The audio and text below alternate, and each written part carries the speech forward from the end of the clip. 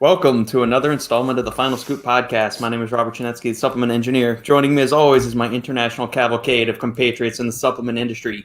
Robert Samborsky, Apollon Nutrition, Shane Smith, Stack.com, Lukasz Green Cola, Rytkowski, Prometeus Intelligent Sports Technology. Welcome, my friends. It's great to see your faces again. Shane looks a little worse for wear this week. You know, he's looking apparently. He looks like shit. Yeah. Good morning. Hey Shane, you look like shit. That was our way of for the listeners that have no clue what in the hell we're talking about. We all hop into this little broadcast room about 5 minutes before the podcast starts. First thing Lukasz says, "What's up, Shane? You look like shit. Are you okay?" Yeah. I mean, I don't think I look that bad, but I don't look in the mirror, so. He looks like a skeleton. He needs a haircut. Yeah, that's what my wife says. She says, you need a haircut, and I'm like, look. See, I'm right. I need one. Just because she said it doesn't mean you're fucking right. Bro, we always right. Me and Nikki are paired together. No. Ask Ava. All right, listeners, we got a bunch of people already jumping in the feed. I guess YouTube is actually on the ball because like half the time we'll be like 5 or 10 minutes into the podcast. And it'll like there's no comments and there's like one person watching and I'm wondering like is YouTube slow on the uptake or something. So anyway, we got a bunch of people in here, a bunch of comments already going. So thank you guys for being on the ball today, joining us. Post up any comments, questions, queries, quips, or smart ass remarks you have for us.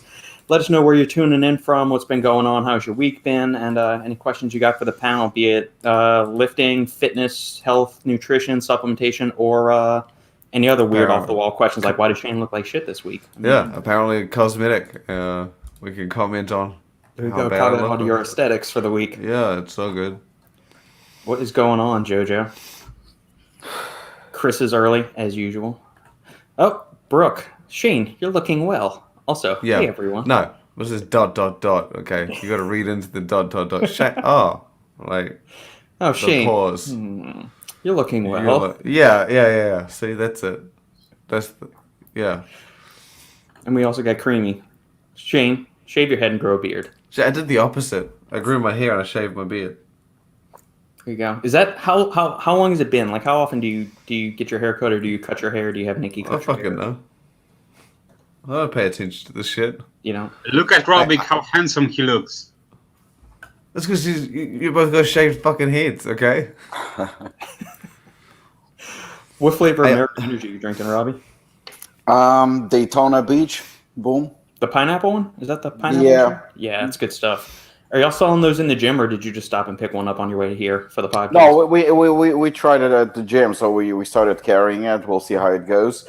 I don't favor all day flavors, but this one is pretty good. Which is your favorite and which is your least favorite?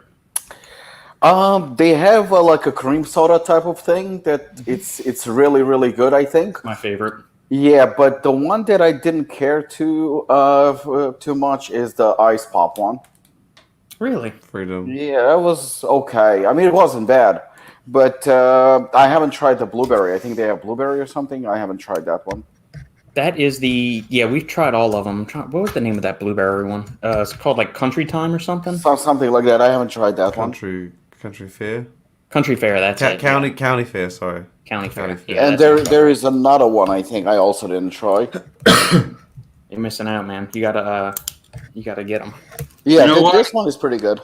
You should try what's the name of the drinks? Green super cola? Super top rated. Zoa. Yeah, that's the one. I'm surprised. You know what? I'm surprised that they didn't, went for another round at the Clash of the Cans.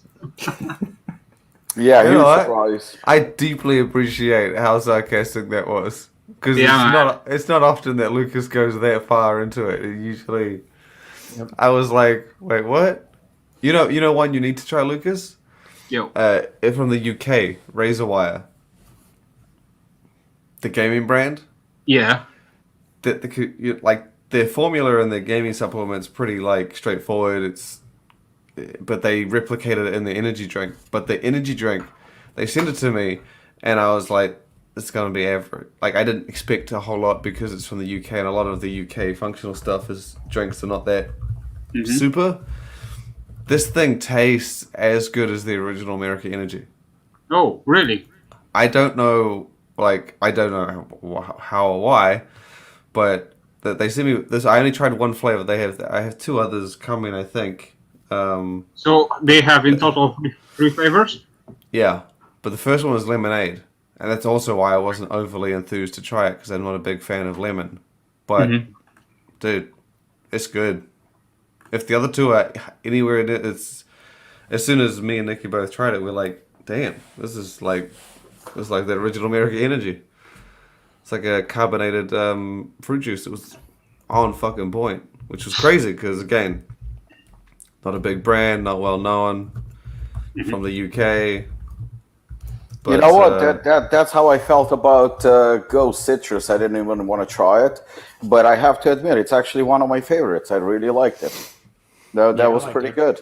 Yeah, it was. That took me by surprise. I'm also not big on. Not that I'm not big on lemonades. I just feel like most companies don't know how to do proper lemonade. You know what I'm saying?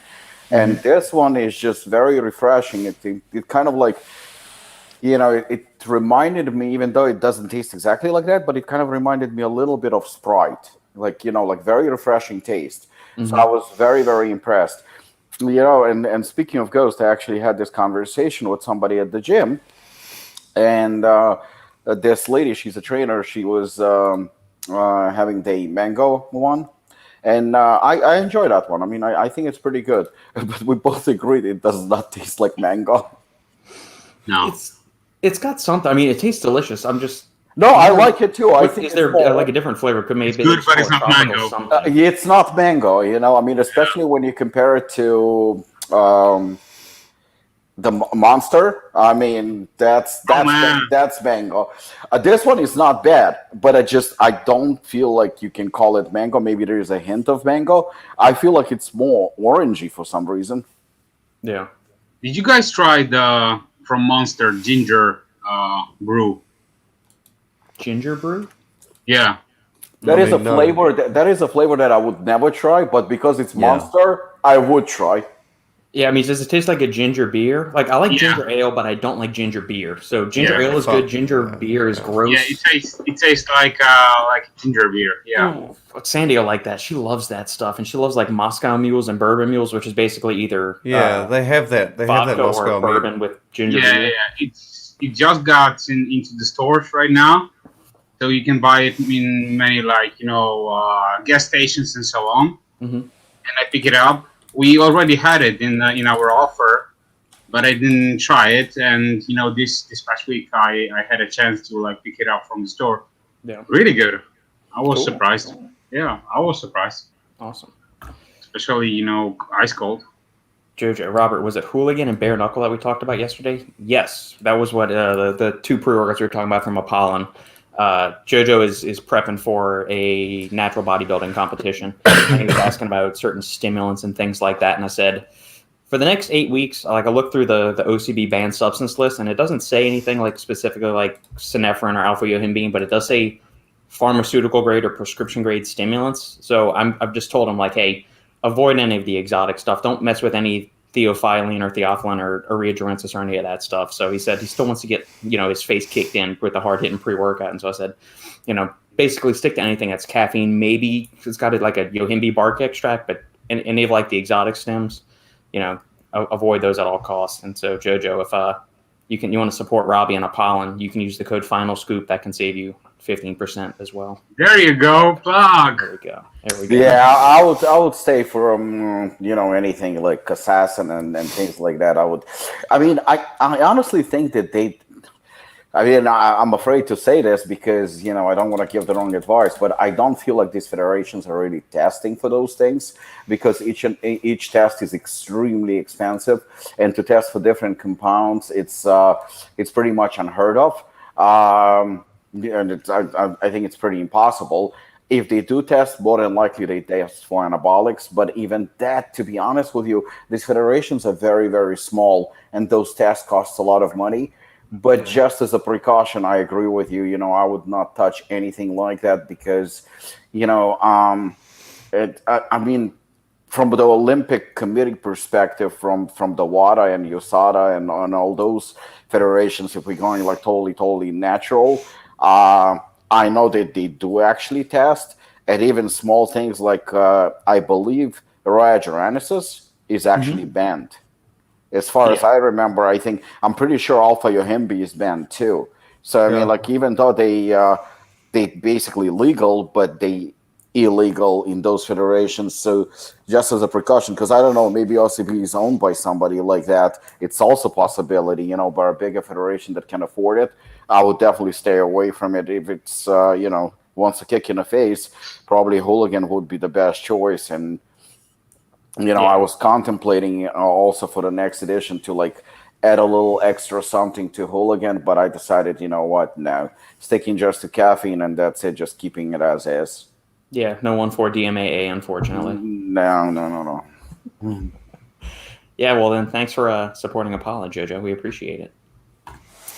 Robbie can keep the lights on at his house for one more week. At least every other day. That's true. Kumite V2, is there an official release date, Robbie? The only thing I know from the manufacturer that tentatively it's going to be end of October, so I would say between October and November. Okay, October and November. Robbie, when will you release some details as far as Kumite? When I'm going to slip and fucking Shane's going to catch me again, fucker. So apparently, I'm tired and look like shit, so maybe I won't. Yeah, pretty soon, I think. Soon. Brooke is still stuck in Alabama for training. I'm not used to all these hills. Alleviate my boredom of being stuck in a hotel. Yeah. Oh, Alabama's pretty hot this week. My brother lives in Northeast Alabama, and his air conditioner decided to die on Wednesday of this week.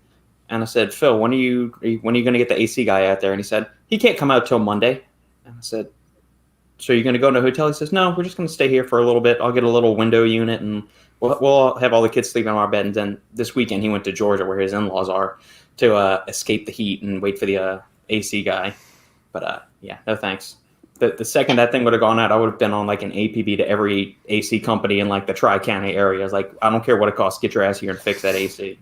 There's no way this is going on.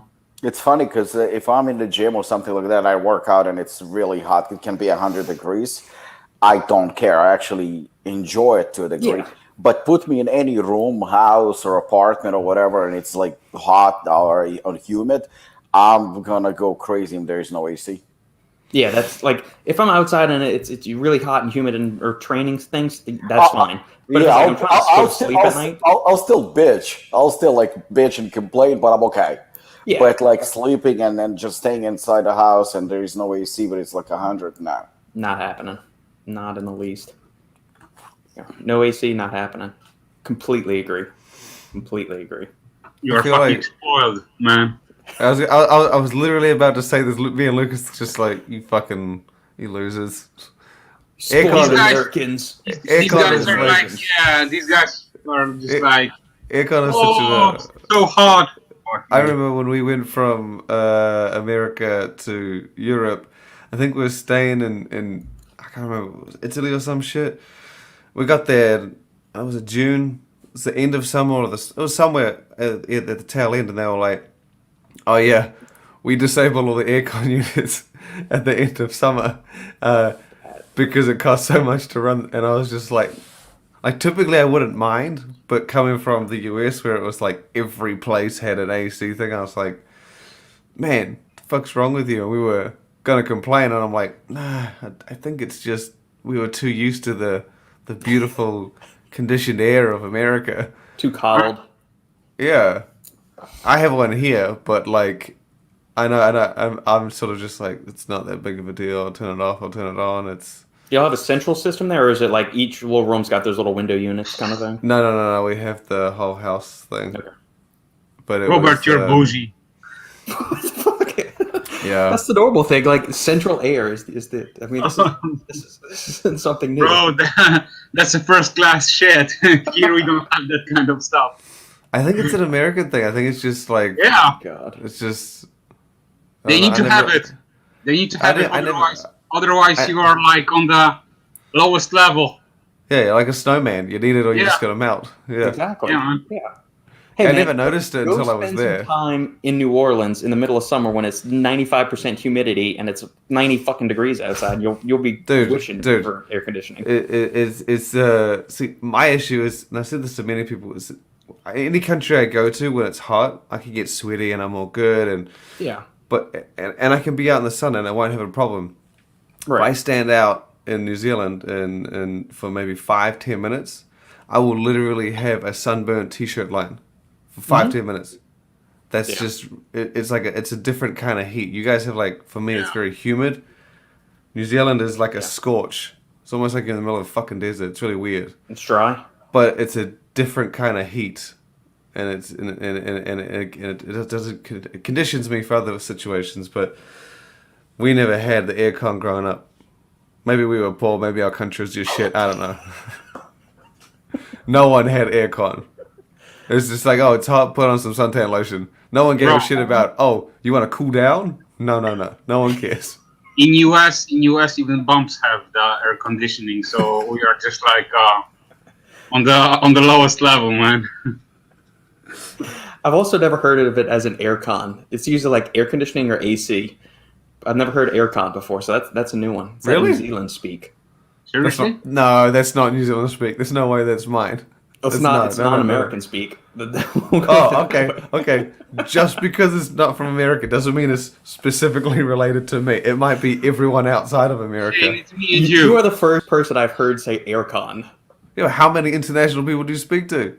I had a lot of international speakers in college, so Okay, I don't know. they weren't mature enough to have experienced aircon probably. Aircon is a thing. I swear to God. Robbie, have you ever heard aircon before? Yeah. There we I've go. heard Con Air, the movie with Nicolas Cage from the 90s. That was good. No, AirCon was in South Africa. They use that quite often. Yeah, see, I feel like it's gonna be one of those things where every country uses it, by America. But Americans from The Louisiana, country Texas, or that Florida. has the most aircon probably doesn't describe it as aircon. Trainer Red, just popping by to say hello. Headed to the gym and need something a little more intense. More intense for what? For your training session? Are you looking for an intense pre-workout or? Motivational talk. Is he Yeah, looking you need, over s- yeah. You want Robbie to just start going on an expletive lace tirade and get you amped up? Crash for the it. gym? Good luck. Yeah, start cursing at him in Russian, Robbie. we need something a little more than that, Lucas. Crush it. Brooke, I'm fully okay with being spoiled, although they keep our training center at sub 65 degrees, start losing feeling after an hour. I would always rather be in a cold environment than a hot one. You can always put layers on, but there's only so many layers you can take off before it gets awkward. I only just heard that saying. I never thought I hate the heat. I've always loved the cold, but when I heard that saying recently, like the last couple of months or something, I was like, holy shit, that is exactly why. Because once you're still fucking sweating and you got no shirt on, there's nothing more you can do. It's just uncomfortable, sticky, and shit. Exactly. But the cold, I mean, I don't think I've ever been too cold. Oh, there might be a couple occasions, but yeah. Maybe. Clippy plays. I think that's Gerhard from Fitness Informant. Pretty sure that is. If not, let me know that I'm wrong. Incorrect, Clippy. Okay, JoJo's heard aircon before. He's an American that lives in Florida. Before. Yeah, I'm sorry. I think maybe it's wait, where are you from, Robert? It's initially from Louisiana, New Orleans. maybe it's New Orleans, a New Orleans thing. Maybe you guys just a bit closed off. I don't know. New Orleans. New I mean, Orleans is a space into its own. I hadn't heard the saying "biggins" before describing a large person, but Yeah.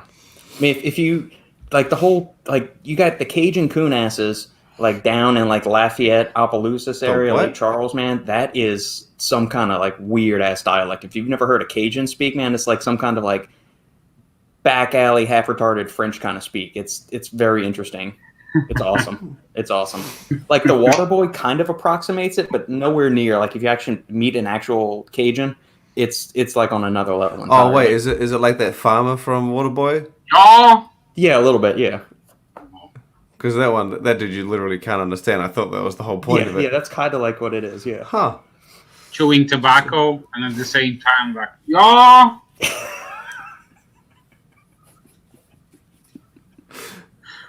You don't think you're bad when you got a Polak making fun of a Cajun. Oh my god. Bro. In my country, we have like all different type of people and all different accents. So, accents and dialects and everything. Bro, you would laugh your ass off. It's good stuff. The world is awaiting Kumite V2. It's coming. It's coming. Galathorn.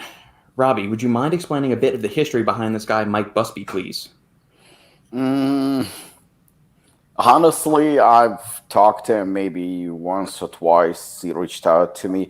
Here's the thing that, we have quite a few ambassadors. I don't know everyone on a personal level, even though I knew everyone before. But right now, I don't even deal with ambassadors. We have somebody who is actually dealing with them. I know that Mike is posting a lot, like basically nonstop. So when you have ambassador and a sponsored athlete is a completely different thing. We only have maybe 2 or 3 actual sponsored athletes. But when it comes to ambassadors, we have quite a few of them. Some of them are very, very low key. Mike is one who is posting a lot. I mean, I can see he's posting a lot, like nonstop. Some people made kind of comments where I think that maybe he's misunderstood a little bit. But I got to talk to him a few times. He's a very, very nice guy. He's a martial artist. He fought in MMA, I believe. In fact, I think he's fighting for a title sometime soon. But in terms of history, there is no history. I remember, I think, if I'm not mistaken, his friend, who is a Apollon Nutrition customer, reached out to us and asked, if he could be an ambassador. And, typically when we open the door, we give a chance to, we don't take ambassadors all the time. It's typically every couple of months that we will reevaluate and we'll open the door briefly. And, he's very enthusiastic. And my personal opinion, he's a good guy. I have nothing but positive things to say about him. Maybe a little bit overexcited, so to speak, and maybe a little bit aggressive when it comes to promoting Apollon. But everybody does whatever they do, and we don't. I don't judge when it comes to something like that.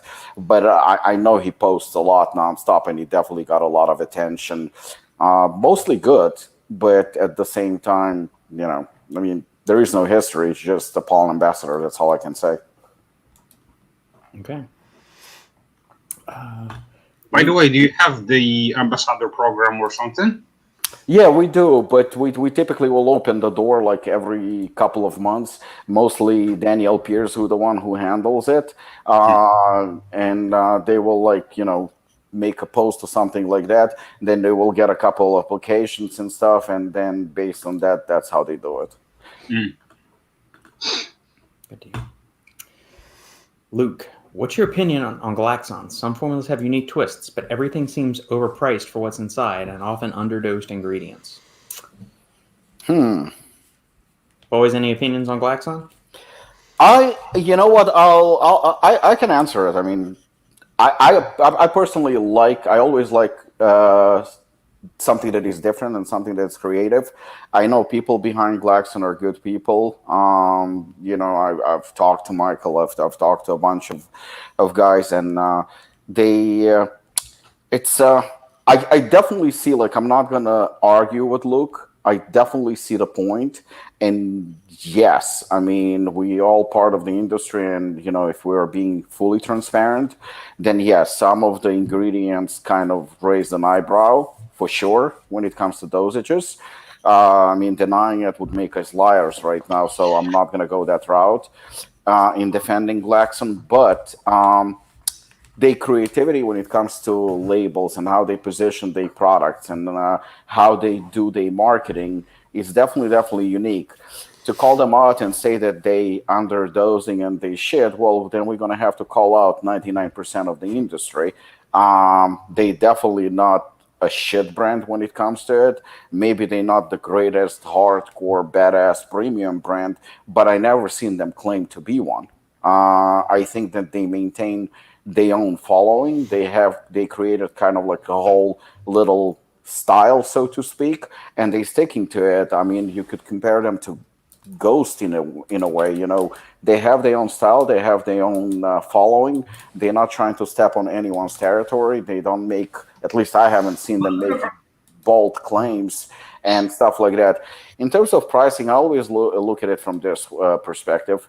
Number one, everything's about to go up. It's already going up. Number two, they are a fully transparent company. Their labels are definitely not cheap, so they're definitely putting top dollar when it comes to presentation and marketing and whatnot. The formulas, in my opinion, I wouldn't call them great, but I would definitely say that they're good. And they're definitely not afraid to take risks. And for that, I think they deserve respect. Again, and in terms of price, this is my opinion. You know what? I've been called out also when it comes to, like, say, for example, price of Assassin or something like that. But when you have a fully transparent product and it's fully stacked, at the end of the day, the company can ask whatever price they want. It's up to them. And it's up to the consumer whether to pay that price or not. Case in point, I get chicken and rice from a place next door to Apollon for years right now. And it's always been $12. It's always been $12 for chicken and rice, and I get extra chicken. So I never argued. 2 days ago, I went in there, and the price was $15 for exactly the same meal. And I didn't argue either. Did I like that the price is up $3, which is 20%? No, I didn't like it. I don't like when the price goes up 5 cents. Nobody likes when the price is increased or it's more expensive or expensive. But I reserve the right not to go there again. And I reserve the right to shut the fuck up and pay if I like it, if I'm happy with service and quality and whatnot. So, at the end of the day, the company, it's their right to charge whatever they want, and it's up to the consumer. If they, Glaxon's came out, I believe, last year, right, Shane? They only started, I think, last year. Yeah. Yeah, and they've been end of 2019. And they were nominated for a brand of the year by Stacked, which is, it's a huge accomplishment in my opinion. And you all guys know how. That's why. Yeah, you know how I feel about those things. So, and I think they deserved it. So, at the end of the day, no arguments, Luke, with what you said. But it's, if you don't like their product, just buy something else. But they are a solid brand, in my opinion. I don't think their prices are too bad. Yeah, no, it's not. It's not. The formulas. No, I haven't tried anything from Glaxon that didn't work.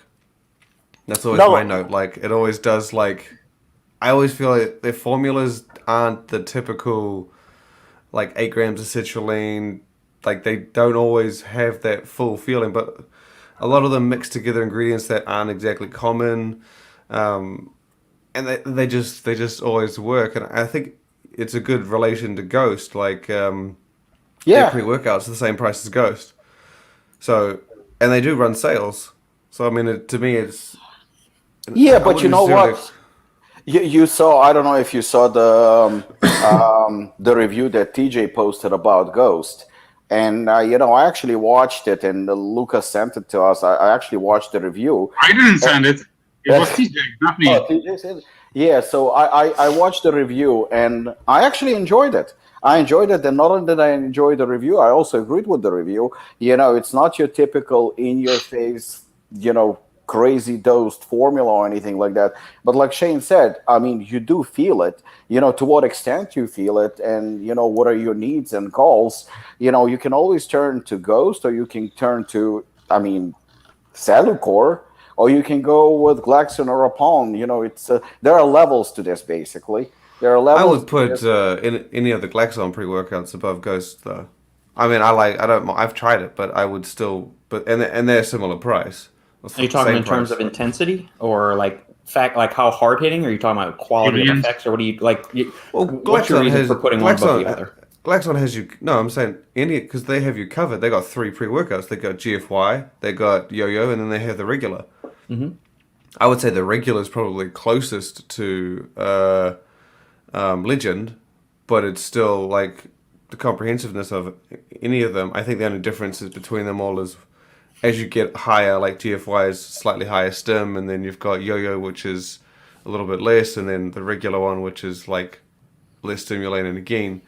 But I don't know. I feel like they're slightly a notch above, but so I guess to call them expensive, I don't know. I wouldn't. No, I wouldn't call I wouldn't call any brand expensive because at the end of the day, you know what? On it, the Well, Apollon on Black it, Label. yeah, was, okay, that's legit. And that was a yeah, bit and out there. pre-workout from Cage, the what was it? The one for $30 that has. No, see, that wasn't. I didn't think. That was $20.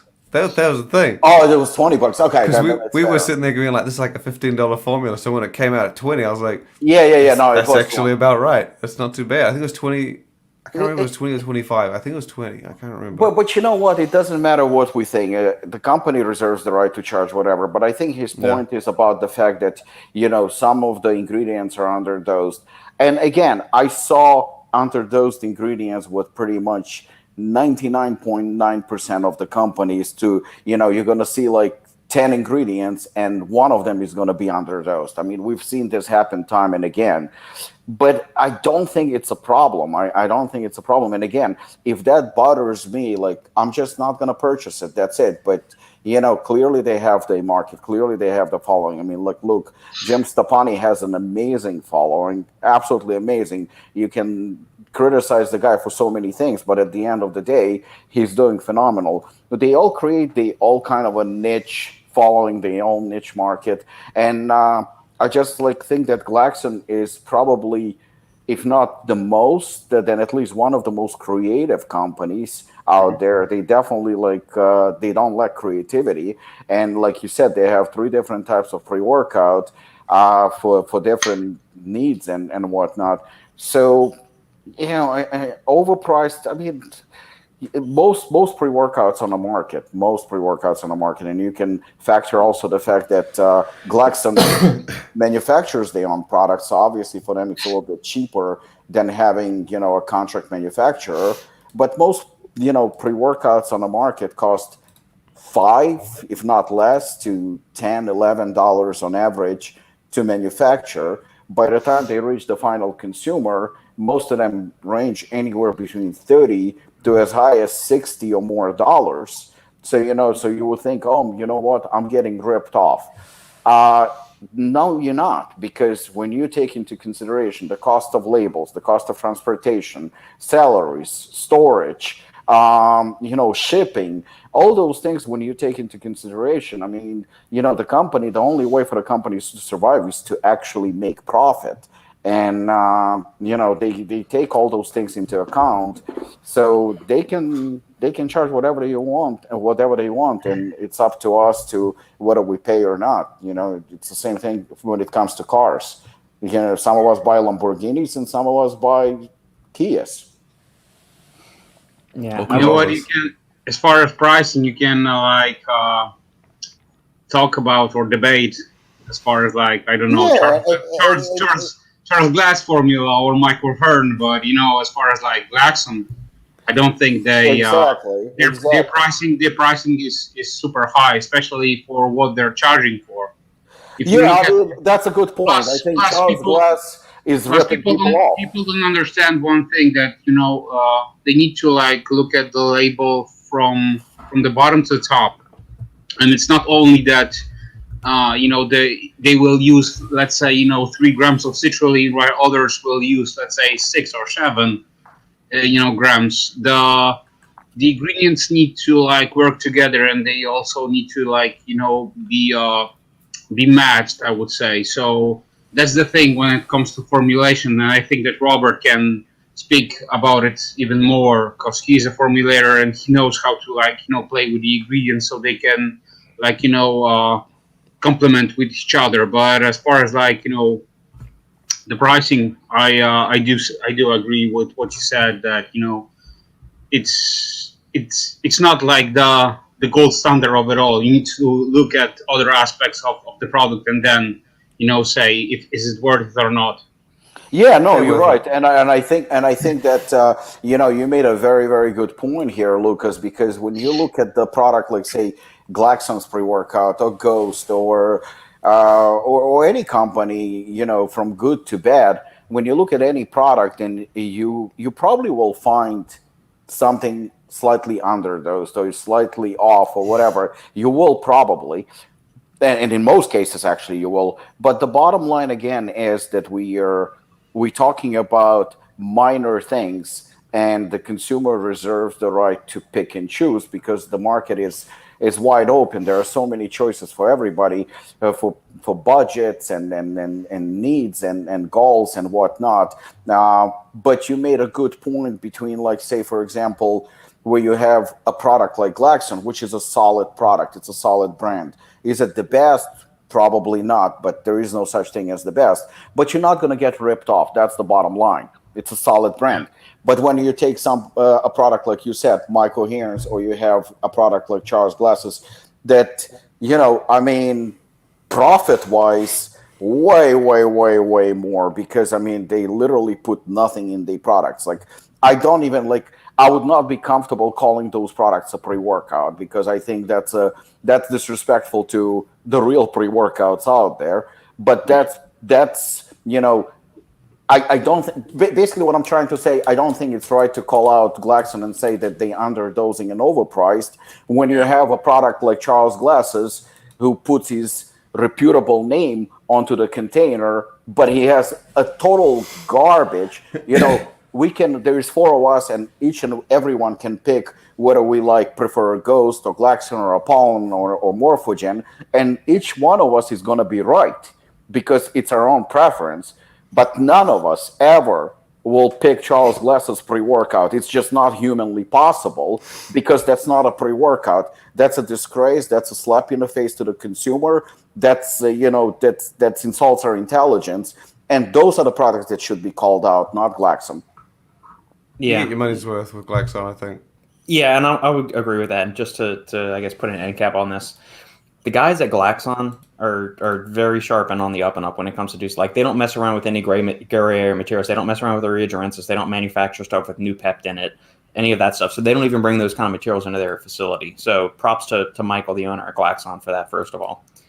The CSO, Joey, is one of the smartest motherfuckers in our industry. I mean, he understands mechanisms and pathways in the body like few people in our industry really do. So if doses seem a little weird, it's because he's found, I'm not going to say a loophole or like an end around, but he understands how these ingredients can work in either a complementary or synergistic fashion to potentiate the effectiveness in the end.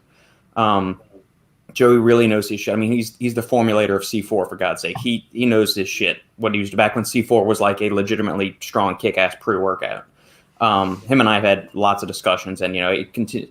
I think I know a fair amount of stuff. I still think Joey knows a far more about certain things in the industry than I'm always learning things from him. He's been a very good resource and somebody that I always have discussions. We were just texting back and forth last Saturday about some of that new Velocitol research, and so some of it kind of seems a little suspect. I'll just put it that way. But no, if Glaxon puts dosages in a product for a specific reason, I can guarantee you they're there. Joey's actually testing stuff in a lab with different ingredients and mixing and matching stuff. So they do extensive testing, both anecdotally checking the quality of raw materials and all that stuff. So I think they're a top-notch brand. Everything I've tried for them has been stellar, from flavoring to just effects, and like Shane was saying earlier. So I have zero qualms. At first, when I first saw Glaxon's labels, I was a bit skeptical at first, but then you start using them and you start speaking to the guys behind the brand, and it just they've made a believer out of me. So yeah. I don't think you'd be wasting your money at all trying some of their products, especially the new versions of Specimen and the Yo-Yo blend. Whew, that thing kicks. That fucker kicks. You're being biased. Yeah, this is a non-paid endorsement for Glaxon too. Robbie, what's the feedback like on resistance? Now, Robbie, I'm going to say, because we got another question in the feed about potential enforcement of getting for the cough. And so we're not going to say any of those things, because YouTube has a very nasty way of either demonetizing for just the word being mentioned or suppressing it for people. Oh, no, absolutely. We're just not going to say anything like that. I'll say that, and I don't know how comfortable you feel about saying anything as a brand owner. I'm just going to say Sandy has gone through 2 bottles of it. she's been through it all last year. Never had a cough at all last year. Can I also say one thing? Yeah. So when you first released the Resistance, I was probably one of the first guys that like reached out to Herbie as far as like picking up some bottles, not only for myself but also for my mother. Back in the day, back then she was battling cancer, as you guys know.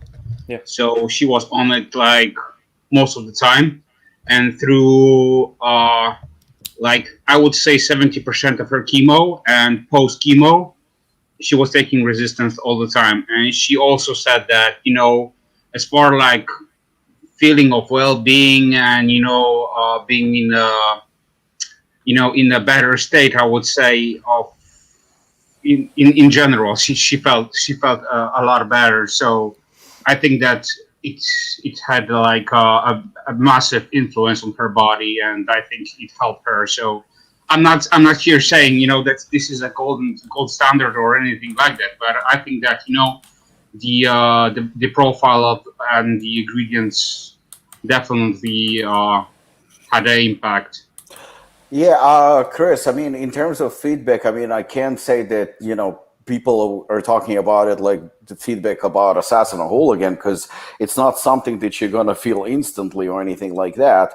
But just to give you kind of like a quick roundabout about, on the Resistance, the idea actually came from Lukasz. Believe it or not, the idea came from Lukasz. He reached out to me actually about a few health products. And he started sending me like all kind of research about this ingredient and that ingredient. And at first, I resisted. Block this motherfucker. Yeah, because I resisted because it just didn't feel like Apollon. It didn't feel like it belongs. It kind of like threw me off a little bit, and I didn't think that we were able to sell it. But then, a few conversations with Lukasz, and then a few conversations with Marina, who is a pharmacist, kind of doing research, what sells at the pharmacy, what people use for immune system. Then, yes, seeing a few products that were released on the market by other companies as well, and being extremely competitive, I went back to Lukasz and I said, like, well, I'm not very knowledgeable when it comes to those things, and I will never make a claim that I know something that I don't. So I was not very knowledgeable on the ingredients when it comes to something for immune system. But I did say to Lukasz, I was like, I'm not going to fucking release something that everybody else is releasing. So Robert got involved as well. Marina was involved. Lukasz was involved. And they started like pitching more and more ideas. And what came together, and this I can say because I often say there is no such thing as a best pre-workout. But I can say this with pure confidence that this is the best immune system product on the market because I compared it to everything out there. And the research, even on quercetin that Lukasz recently forwarded to us, and each and every ingredient in that product is just fucking stellar. I mean, we released it on January 1st, and I was very skeptical. It's an expensive product. So we released only 1,000 units, and I honestly thought that we're going to be selling this for fucking years, and that it's going to expire. We were out of stock within a month. We were completely out of stock, where I had to, to beg the manufacturer to like do a quick run for us, and it's part of our inventory. I can't say right now, but I know that only 2-3 months ago. I have to check with Carolina. It was our top 3 selling product. So imagine when it was going on, it was Resistance, Caramel Macchiato Protein, and Hooligan. Those were the top 3 sellers. I mean, it's Apollon Nutrition, and then Resistance finds itself as a top 3 seller. The only negative, again, being transparent, the only negative feedback, but I don't think it justified, so I completely ignored it, was the fact that it's 7 capsules. But then again, when you have something that stacked, I mean, it's not something that can be avoided. But again, I only heard it maybe from a handful of people. Oh, it's 7 capsules. It's a lot of capsules. I don't like capsules, but I don't think that it's criticism. It's just people don't understand when you have that many ingredients and such huge dosage. I'm surprised that it's not 10, to be honest. And I think that those that appreciate the kind of product that it is, I don't think they would complain if it was 12 capsules either, because when you buy every single fucking individually, that's way more than 10 capsules easily. So, me personally, I'm extremely proud of it. Again, I'm very, very grateful to Robert and obviously Lukasz for their contribution to it. But in terms of feedback, I mean, other than positive, really nothing. Yeah. And it's just an end cap there. You can just, if you don't like taking 7 caps at once, just break it up. Take 3 in the morning or 4 in the morning with breakfast, take the other 3 with dinner, or the other 4 with dinner. Exactly. Gerhard brings up a good point. It's hard to review products that don't offer an acute effect or an acute effect you can't feel. Absolutely. Yeah. Multivitamins, immune support formulas, even some nootropics. Like if it's more of like a brain health thing, like say it's a combination of like CoQ10, ALA, Bacopa monieri, pine bark extract or something. You might feel a little bit from it, but just overall like neuro support, you're not going to feel much acute from it. That's why a lot of these places put beta-alanine or caffeine or any of those kind of things, because those things you feel.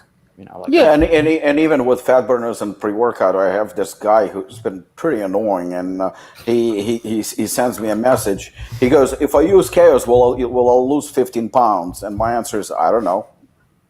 How the fuck do I know? I don't know. He goes to me, what do you mean you don't know? I'm like, I don't know. You might lose 2 pounds. You might not lose anything. You might lose 25 pounds. I don't know. It's not something, and even though it does have a cute effect, but you don't know because it's a fucking diet. It's your genetics. It's your training. It's your age. It's your gender. There's so many things that go into it. How the fuck do I know? I don't know. And if I did say like, oh yeah, you will lose shitload of weight because it's the best fat burner on the market, I mean, come on, I can't say that. There's just no feedback on that. Everybody reacts differently. Agreed. $5 donation from Brooke. Thank you, Brooke. You are awesome. So generous. Donation towards a comb for Shane, nootropic from Robert, AirCon for Lukasz, Hitman for Robbie for whoever leaks Apollon secrets. Oh, cow. Awesome. Goddamn. Brooke responding to Luke's earlier question. She said AirCon. She's doing that to just be a smartass. Are you sure? Or is it just you? Brooke, have you ever used the term AirCon before this podcast? She's going to say yeah. Putting my $5, she did. Yeah. I must took some specimen yo-yo, only half. Any more than niacin flush is unbearable. Great euphoria and energy. Yeah, if you know anything about Joey, he loves himself some niacin. That's like the one thing that it just fucks me up is that I'm like, you go like a fraction more than what you can take, you turn red like it's just ridiculous. Read the comment for me, Shane. If someone would ask me, you don't go outside in Florida 75% of the year. Never heard of AirCon. There we go. Well, okay. If someone would ever you ask have me, one other person. Me and Brooke, we're holding it on the fort. Will Kumite V1 to V2 be the biggest upgrade profile-wise Apollon has ever had? Ooh, that's a good question. That's a really good question. What do you think? Yes. I mean, I actually classify it as a completely new product. New name, new product, new everything. I mean, it was going to have some of the ingredients from the previous one. But I would say that this is like a pretty much, I mean, we're even going from capsules to powder. So this is, I hesitate calling it an upgrade. Okay. Subs on deck, or can you let me know where to find the research to read for myself? The first half of your comment did not make it through the feed, so can you repost what ingredient or product or training modality or nutrition program you were referring to, and then we can maybe direct you on that. But the first half of the comment did not make it through. Jojo, with some like Julius Maddox, who what I assume is training properly, but in the long run, is it hurting him lifting those amounts of weights and being that heavy? So, Julius Maddox, record-setting power lifter. I mean, look at guys like Thor and Eddie Hall. I mean, they move thousands and thousands of pounds, and they got, 300-400 pounds. It's going to have an adverse effect on your body over the long term. I mean, depending on how long you do it, how crappy your form is, or all the kind of things you have to do, what other measures are you taking to take care of yourself? I mean, it's going to have some long-term effects, but it's kind of goes back to the thing we said last week. and something I touched on with Sandy on Thursday, is that performing at the extremes of human limits, it's amazing. It's probably not the best for your like general everyday overall health and wellness and longevity, but that's where that's where the give and take is. Do you want to be, your name forever in the record books, or for as long as it was, like, do you want to go down the annals of human history of powerlifting, or do you want to maybe live as long as possible? Because getting yourself to freak status isn't the same thing as, optimizing your life for longevity. It's two different things there. I think that, I think the key here is training properly. I mean, I would assume that, that obviously being an athlete of Maddox's caliber, he does train properly, or at least properly for him. Granted that he's getting the results that he's getting, but it's the same thing as Branch Warren, who was criticized for his form for so many years, but it clearly works for him, whatever the fuck he does. So who are we to argue with the form? But what Robert said, I mean, it's definitely going to have a long-term effect, and it will be a negative effect guaranteed. But we're talking about elite athletes in various sports. To be an elite athlete is to do things that average mortal people will not do. You have to elevate your game to extremes. And I mean, look at Muhammad Ali. Look at Chuck Liddell. I mean, his slurred speech and stuff like that after getting hit so many times in the head. I mean, it's pretty obvious. And the man is still not even 50, I believe, or maybe around 50 or something. No, I think he's like 45. It takes its toll. There are some soccer players who lost their legs, from all the damage that they got. I mean, how many concussions, and not just in combat sport, but football and rugby and all those sports. It's just, you train at that level, it's inevitable. And for powerlifting, I mean, look at Ronnie Coleman, bodybuilding, the guy suffered.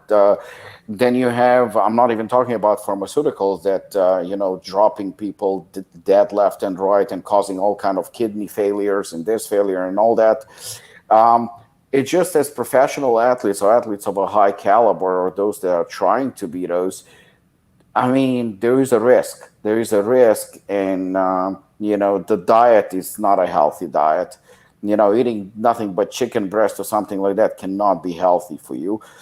Training with such intensity and such, poundages and such weights cannot be good for your joints, especially in the long run. Maybe you don't feel it in your 20s, in your 30s, but 40s, 50s, 60s, when you're actually still a relatively young man, you will definitely feel it. It's inevitable.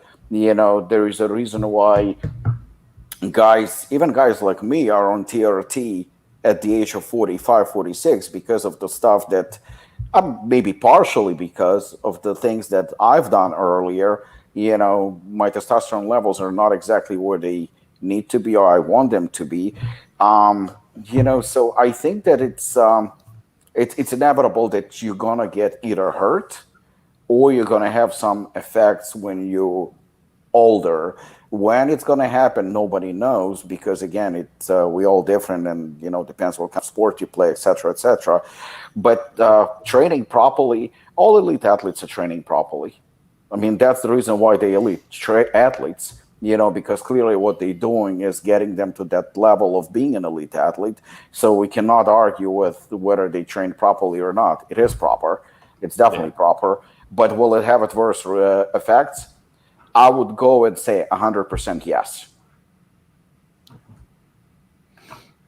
In reference to Brooke's donation. Sorry, Shane. She was being a total smartass. You look perfectly fine with your hair all ragamuffin. Have you heard that expression before? Ragamuffin? Yeah, my mom said it. Okay. All right, good. Oh, actually, you know what? Related question. Shane, you've done swimming. I mean, you were a competitive swimmer, right? Yeah. When did you start? At what age? Well, I wasn't very talented. So that doesn't matter. I think I learned when I was 5, and then I stopped, and then I started at 10. But I knew guys, like some of the bigger ones. Like it more depends on how good you are. Like I started at 10, but never went to nationals until like 14. But I knew guys that started at 9 and swam at like Olympic trials at 12 or 13. So it's like What's typical? Are there any like consequences later in life for swimmers in general? Because I'm not very familiar. Like say for example, like when it comes to shoulder pain or something like that, rotator cuff or I something. mean, I'm assuming it depends on you, because like I was a breaststroker, so like I wasn't really I didn't do the butterfly or freestyle all that much, but typically with breaststrokers, because your knees have pretty much been whiplashed out, you get knee problems. But then like it was only common for breaststrokers. I probably only knew one that had the problem, and some of his shoulders were like, I mean, you're spinning them around. What, you're doing fucking 15 per lap? You're doing how many laps a day? I mean, if you just stood there and spun your arms around, they're probably going to get some problems anyway. But I never heard of like a consistent injury. Okay. I'd heard of like a rotator cuff, but I only knew like it wasn't like you always had one swimmer that was out for the season. It was no one ever had a detrimental injury that I knew of. It's just, if anything, I think it's pretty straightforward, pretty safe sport. Yeah. I mean, no one's hitting you. He's just splashing in the water and just doing it fast. Yeah. One thing I guess we can go back. We always talk about Ronnie tearing his shit up and stuff like that, but he doesn't regret it for a second.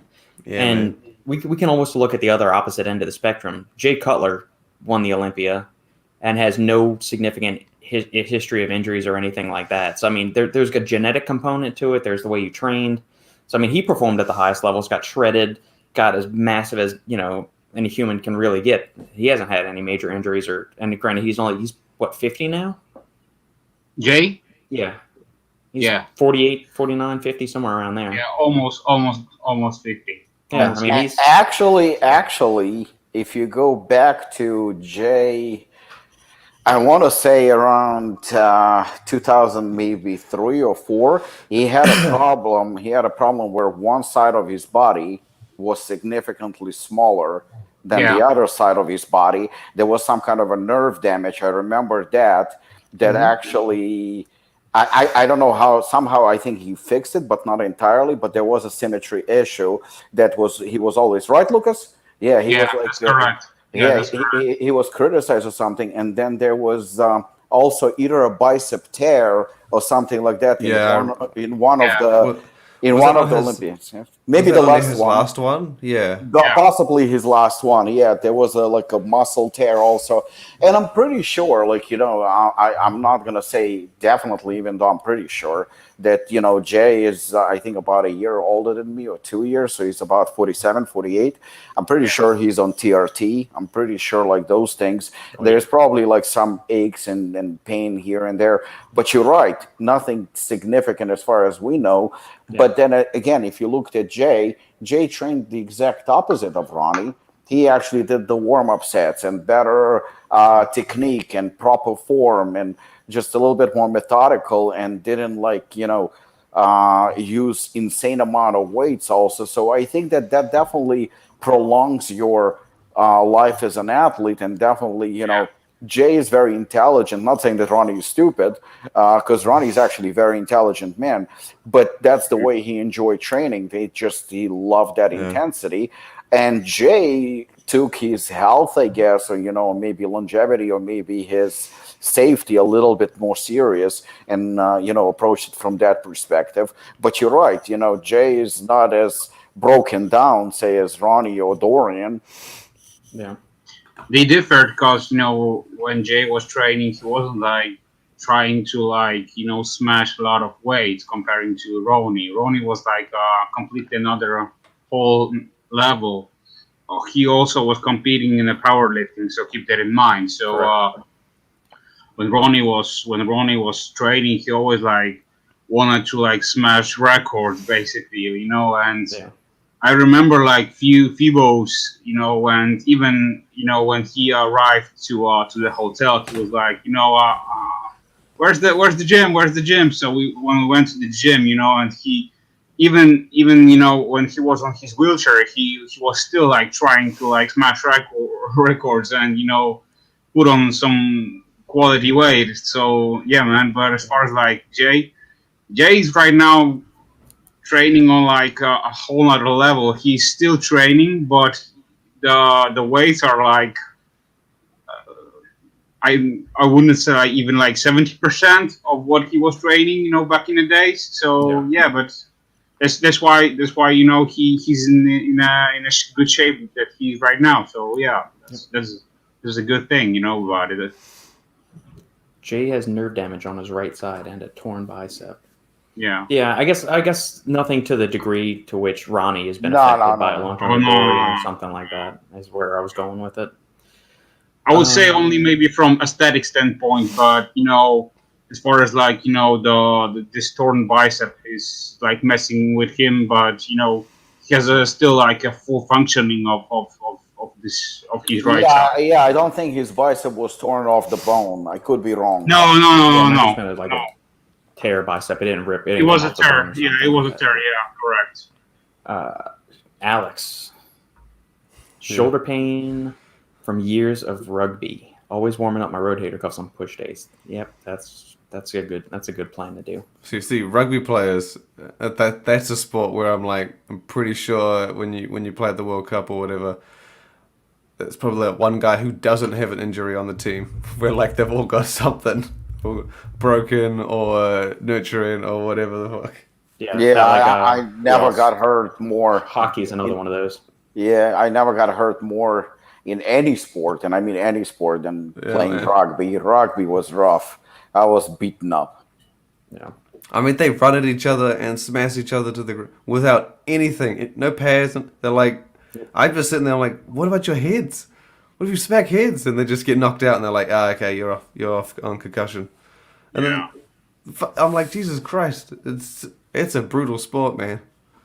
My little tiny teenage body was not built for rugby, because it was one of those ones where they made you do it at like in PE at school, and I was always like, I'm not fucking playing with these dudes. You guys are fucking giants. Bro, just imagine now. I still want to do it now. I said this. I was talking to my friend about this. I said I find bodybuilding so fascinating. It's like one of those, like coming from a sporting background, right? Like you see a gymnast or you see a swimmer, and you're like, man, I like those shoulders. And then the bodybuilding thought process is not, okay, let's do some muscle ups, let's do some laps in the pool, let's do some whatever. The thought process is, what limited exercise can I do and apply a dumbbell or weight to get muscles that look like that? And it's a completely different, like, so like you might have legs like a cyclist, but there's no fucking way you're going to be able to get on the velodrome and go around a few laps, are you? Yeah. It's, I said it's such a crazy, it's like you literally try and find, like, not that it's easy, but you find the shortest method, and you find the easiest method to get that muscle to look a certain way, and then you do that for different parts of your body. Whereas like you see a rock climber who's got like crazy forearms, probably doesn't do a forearm curl in his life, right? It's just I just always find it so fascinating. Even though I do it every day, I'm like, it's so weird that none of these muscles are as functional as people would think. Yeah. Sridhar, Assassin V8, intensity of V6 plus the great taste of V7. Right. You know what? I'm going to answer this. Do you honestly think when we do a flavor or something like that, we go like, okay, let's make it very intense, but we have to make it taste like shit? That's not our goal. We always go for a good taste.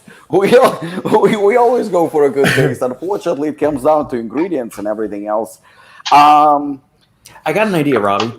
For the next version of Assassin, we call it battery acid, and we intentionally make it taste as horrific as possible. I'm curious to see how many units it would sell, because people know what they're signing up for. If you're calling it battery acid, just go for it. Oh yeah, 100%. But you know what? I got a suggestion. You need to like look for the ingredients that like will mess up the flavor the most. Yeah. You know what? That should be your main goal. I like the fact that, everybody has a suggestion.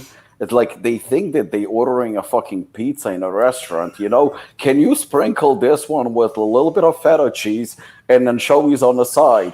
It's a fucking thousands of units of product. We go with the most popular one. V7 is way, way, way more popular than V6. So that's just ridiculous. But, it's not about the intensity from this or taste from that. It's the same thing as you go to a restaurant and you're going to say, you know what? I know Shane and Robert, so I would like lots of bacon and lots of chicken, Shane style, but please on the side, make sure that you serve a good amount of vegetables and make sure you cut with Robert's knife. I mean, that's not how it fucking works. You know what? You either like the product or you don't. We obviously pay attention to the market. We obviously pay attention to the feedback, but majority, not per one individual. You know what? It's the same thing. Like when I used to get it at the gym, we just got like shitload of new equipment. There is a fucking global pandemic. Gyms are going out of business. But we got like shitload of equipment and shitload of dumbbells, and we invested like $30,000 to $40,000. And for most part, the members would come up to me and say like, "Thank you so much, really appreciate it. Great machines and stuff like that." But just that one smart ass guy would come to me and would say, "You know what? I also think you need to get that machine. You know what? Why don't you fucking sponsor and buy it for the gym? Why don't you come and you're telling me what to do? I mean, seriously? Give us $5,000 for it." No, and I had another guy who actually, we bought all that. Everybody is happy. He comes to me. "What else are you getting?" Really? Like that's your feedback? I mean, come on. Yeah, Bro, and that is. I had somebody call the gym and I picked up the phone. The guy goes like, "I'm an IFBB pro. I'm gonna come to the gym with my friends. So can we get free passes?" And I'm like, "Why would you get free passes?" "Well, because I'm an IFBB pro." I'm like, "So what?" Well, I would think that Apollon would give me a free pass to the gym and to my friend. I'm like, "Where do you usually train?" "I train at LA Fitness." "Do you pay membership?" "Yes, I do." "So why wouldn't you pay to Apollon?" "Well, Apollon is a hardcore gym, so I figured I can come for free." Like, it's always there is that one guy with a special, request, or he knows better than others. It is what it is. It's like the same thing we said, and this is not a rant or anything like that on Straight R or anything. It's the same thing as Luke said about Glaxon. If you don't like the product, just simply don't buy. There are so many other choices, but it does not mean that the product is bad. If you like more intensity, sorry. Assassin is what it is. Majority of people like it. The fact that 5,000 units sold out in less than a week, something that we've never had before, that's a good indication that people like it. Of course, we wanted a great flavor, and I think we succeeded, so I'm glad we did. What about 8? Well, the 8 is going to be based on success of 7. So it's going to be just like 7, but hopefully better. Hopefully, we'll play with a few ingredients. Obviously, I will consult my team. I will consult Robert. I will talk to Lukasz. I will talk to people that are... No, Lukasz is good. Assassin is definitely... He's probably going to tell me to put more mushrooms. I'm saying you're not consulting me for it. I don't... We're going... If you're not making a prop blend, I'm not helping you do it. It is a prop blend. We're doing a prop blend this time. Yeah, finally. But the thing is like... there are so many choices. Call it hooligan sport. No, we gotta call it green cola flavor. Yeah, it's just, guys, buy whatever you want. If you don't like Assassin, don't buy Assassin. If you like Assassin, buy Assassin. There are so many choices, but stop telling the brands what to do. You either like the brand or you don't like the brand. Out of thousands of units that the brand is getting, they're not gonna make one specifically for you. It's not a fucking McDonald's. It's not a restaurant. You can't just pick and choose. Hey, Robert, by the way, I'm coming to a seminar for the Apollon, so you know what? I want a discount for the day pass. You're gonna be a star. Fuck that, man. How about this? We kick out Branch and we get you. Oh, yeah. There we go. Brooke, one does not simply sip. Just pray and chug. I don't understand the sip strategy. I don't. Yeah, me neither. Like, when I see people, I'm sipping throughout the workout. It's not a fucking intro workout. Why are you sipping? I I don't. mean, so you mix up your pre-workout. How many ounces of water? Do you like just chug all 16 ounces in like 30 seconds, or do you sip it over the course of like 5 or 10 minutes? Did before. No. I That's take sipping. I just said I don't sip. I take as little water as possible, and I just fucking throw it like a shot. Yeah. And I'm good to go. 15 minutes later, I can't fucking sip. I don't. It's not that it's not only our pre-workouts, but in general pre-workouts, especially the good ones, they're not exactly enjoyable. That's not the purpose of a pre-workout. The intra-workout, BCAAs, EAAs, protein, 100% taste matters. But why would, and I see it happening. I don't understand dry scooping. That makes no sense to me whatsoever. And I don't understand sipping throughout your workout. So the full dose of pre-workout that you need in your system 15 to 30 minutes before the pre-workout, you actually end up sipping the last sip 5 minutes before your workout is over. Yeah, I think that's dumb too. But when I say sip, like if I'm that training, makes no sense. like say I take it at 10 o'clock, I mix it up at 10 o'clock. I'll sip it and it's maybe finished by 10:15, and then I'm training at 11 or 11:15. Yeah, I mean, it's plenty of time. So I've been able to sip it, and I get if I take it at 10, it's gonna kick at 10 past 10, 10:15. That's usually how it works for me. Yeah, it means the So same here. I need to be in the gym in 15 minutes, and the gym is at least a 10-minute drive. So I'd rather get in there early, take a shit, and then boom, I'm ready to go. Okay. Ritual: drink a pre-workout, take a shit, and don't Sip, shit, Yeah. squat. It's a 3-step process for gains. Sip. Well, shit, you don't squat. want to like. There's nothing worse than getting like in the zone, full pumped, working out, exercise, and then you're like, oh damn, I need to take a shit, and then it just breaks it up. It's like a 10-minute rest period. No one wants that. You know what? I can definitely picture Shane sitting in his office and then fucking taking a pre-workout and then like timing it. Oh, okay, I have about 15 minutes. So 5 minutes to go to the bathroom, and then the drive is 10 minutes. He gets up, he rushes to the bathroom. His daughter is in a way. Bro, get the fuck out of my way. Going to the bathroom and then going to work out. I definitely can picture that. Dude, I take a shit at the gym. Okay. Oh, If it happens, it's going to be the pre-workout that forces it, if anything. So if I have any in the tank, drop it off. If I don't, let's go. Sups on deck is sipping on Assassin right now. Tiger's blood flavor. Tiger's blood's good. Sridhar, when I say sip, I sip it within 5 minutes, about 500 mils of water. So that's about 16 ounces for people using freedom units. okay, that makes sense. Yeah, Freedom units. yeah. The I fuck you did talking not about? come up with that. I stole that from. You mean the rest of the world? I stole that from the guys at Stronger by Science, Greg Knuckles and Eric Trexler, which that's another super smart podcast. If you want to get really nerdy about lifting and supplementation and nutrition stuff, but whenever they say the metric units, and then Greg will always say, if they're talking pounds or ounces or something, he goes, and that's in freedom units. That's not the metric system. So, where was I going? Jojo, no more than 6 ounces, otherwise it takes too long to punch you in the face. Yeah, man. Yeah, I'm the same. He said he's sipping over 5 minutes. I'm sipping over 5 seconds. Legitimately. that's not a sip. That's a chug. Yeah, that's what I'm saying. Yeah. I think if Alex you're wants sipping, that you on can't shirt. say. Put That's what? shit.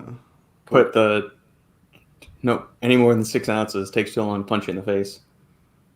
See, Gerhard's more in line with me and Lukasz. He sips for half an hour. I don't get that. You know what? But if I'm limited on time, as for example, when we trained with Shane at Fibo, and I had to like wake up at 5 and go to the gym at 5:30. Yeah, that was like well, yeah, you've got exceptions. There's exceptions for every scenario. But normal operating procedure. Shane shots. Yeah, and I'm pretty sure I was using like the hotel like tiny little coffee mugs as well. So you had to stir super low. You couldn't do a fierce stir, otherwise it would come out the side. Sridhar, especially with that much caffeine, if I chug it that quick, I'd be in the rest of them. That's the Shane mantra. That's why you prepare. That's why you take a shit. Your shit, what? You're done. Yeah, exactly. Yeah. But the shit isn't always guaranteed. The first and the last thing are guaranteed. The shit is not. Sometimes You know what? It depends on caffeine content. Because if you like, let's say you smash 500 milligrams of caffeine in hydrous, then you are screwed. That's for sure. Yeah. It all depends on on how my diet's going. Sometimes I don't need to take a shit. It's all good. Yeah. Some prees can't be sipped. I would agree. Like if you've ever tried the MFit non-stem pump pre-workout, God, that was one of the worst tasting pre-workouts I had ever tried. It like it tastes bad, almost makes me nauseous when I've drank in that one. Justin Thompson. Are nitric oxide boosters, citrulline, nitrosogene, nitrates, pine bark, etc., actually beneficial? I've heard that the body gets to homeostasis quickly, like within minutes. Thoughts? From the research side of things, all of these compounds have been shown to improve various markers of either cardiometabolic health or athletic performance. Whether it's now, is it strictly attributed to nitric oxide, like increasing nitric oxide in the body? Part of it is, yes, but nitric oxide has a very, very short half-life. That's why you take things like some of those polyphenols or pine bark extract, grapeseed extract, Vaso-6. Some of those polyphenols help extend and improve the bioavailability of nitric oxide in the body for greater efficacy over the long term. But yeah, all of these compounds actually do improve. So it could be improving blood pressure, could be improving markers of endothelial health, like making your blood vessels actually a little bit more flexible as opposed to being rigid, make them a little bit more open, which is going to support blood pressure, circulation, nutrient delivery, all that stuff. Citrulline also has some fatigue buffering properties, and that'll help shuttle ammonia out of the cells quicker, so you'll be able to train for a little bit harder, bang out a few more reps before fatigue succumbs, and do all that stuff. So it's enhancing metabolite clearance in addition to supporting more blood flow to the working muscles. And so you're going to have a bunch of effects: improve VO2 max, improve energy production, improve metabolite clearance, lower blood pressure, greater blood flow to working muscles. So these definitely have benefits. And if not, there's tons of studies. There's even studies on citrulline improving erectile dysfunction. So if all else fails, man, there's one more reason to load up on citrulline and nitrosogene. Any other thoughts on those guys? Well, speaking of erectile dysfunction, I was just thinking that you could come up with a T-shirt, and that's gonna be my Christmas gift for Robert: citrulline and sheets. Don't forget lion's mane. Yeah, well, do you see that's the problem, because if I put lion's mane, now I have to put also Lukasz's face on the shirt. That's extra money. I'm a Jew. I'm cheap. Always be resistance. There we go. Thoughts on someone like Speaking of resistance, the Lukasz's face, lion's mane, resist the urge. I like that one. Thoughts on someone like Craig Goliath? I have no idea who that is. No clue. He's that Big big motherfucker. Just something I need to look up. You guys never saw Craig? He's I'm fucking. not tuned into the. This guy is he's on another level when it comes to huge. In encyclopedia, his name should pop up when someone would enter the huge, the word. Just muscles. Yeah, This guy's a fucking beast. I remember his first. Yeah. Jesus. Is that synthol in his arms, or is that just gear? It's not photoshopped or anything like that. He's natural as well. Of course he is. Yeah. 6'3", 350. Too much trunk balloon sandwiches. I would say maintaining this size for your entire life will have detrimental effects. The human body just simply wasn't meant to be like this. Downsize now a bit, 30 pounds or something. That's still, being over 250 isn't good for your long-term health. I think he's right now somewhere around 300 or something. Damn. Does he have an Instagram page? Where's this? Yeah, synthol in his chest, I think. Just doesn't look. Nah, man, he doesn't use synthol. He he uses anabolics a lot, but as far as like Central or anything, nah. He doesn't even compete anyway, so I don't know. I think he's just. No. 6'3", weighing I remember- upwards of 360 pounds. I remember him being on the podcast with Mark Bell, and Mark, when they talked, he mentioned that he just wants to be big, and that's basically it. He doesn't want to compete or anything like that. But I mean, you laugh at me taking the pre-workout, taking a shit and squatting. This motherfucker is just like, I'm gonna be big. How are you gonna achieve it? Yeah. I don't care. I'm gonna be big. That's it. Yeah, I mean, that's fine, man. Hey, if he wants to just be that big, he doesn't have to compete. If he just wants to be like an absolute like mass monster, go for it. I got no issues with him doing whatever he wants to with his body.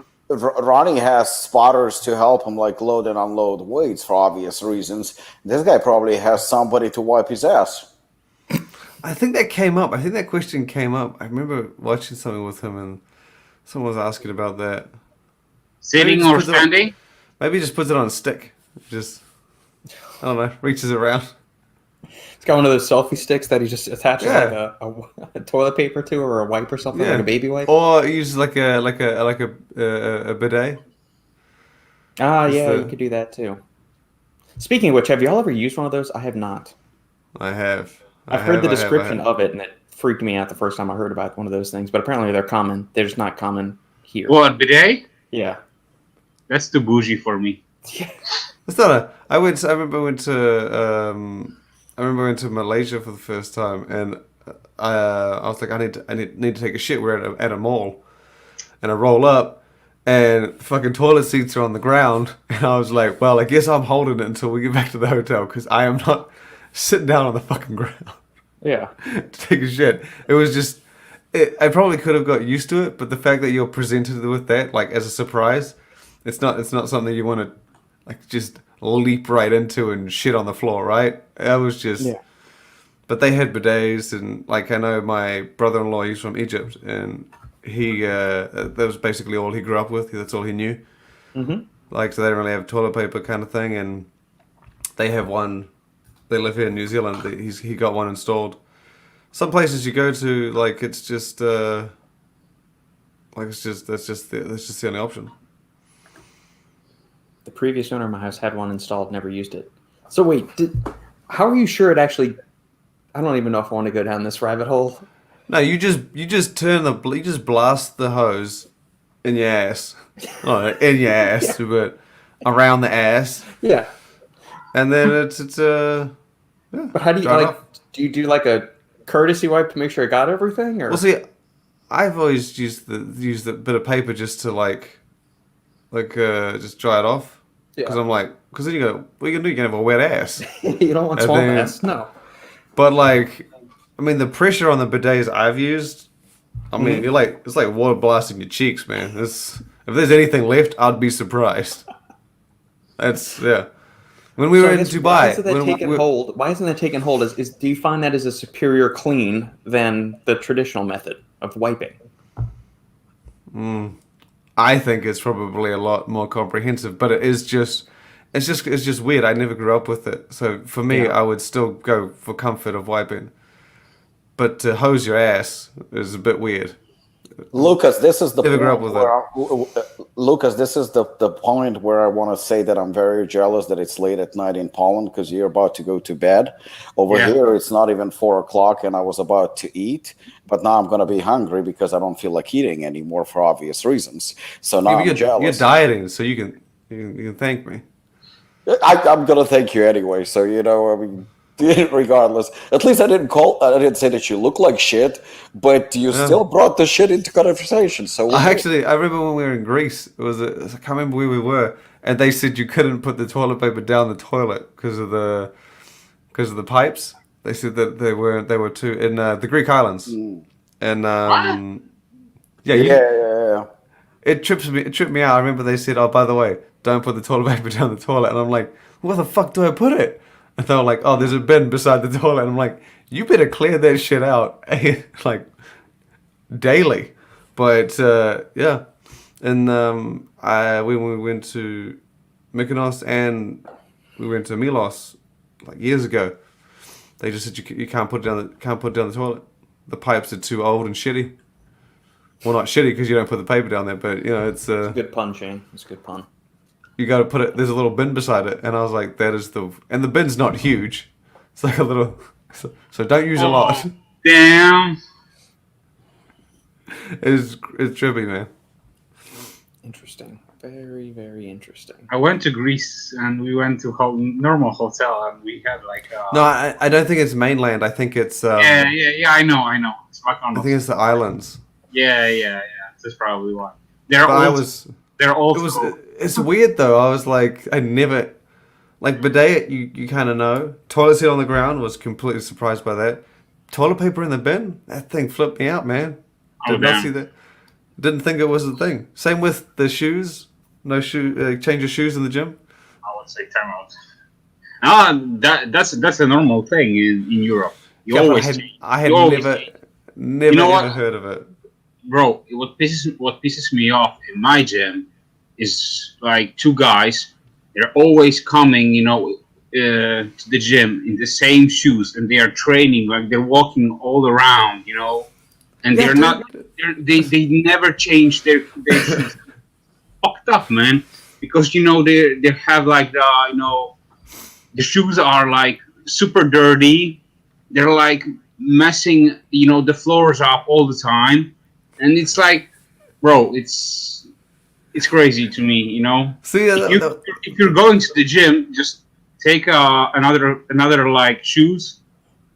I think I told this to you, Robert, when we were in Europe. Some places like we rolled up. We're like, "Hey, can I get a session?" And they're like, "Oh, do you have another pair of shoes to work out?" And I was like, "Yeah, the ones I'm wearing."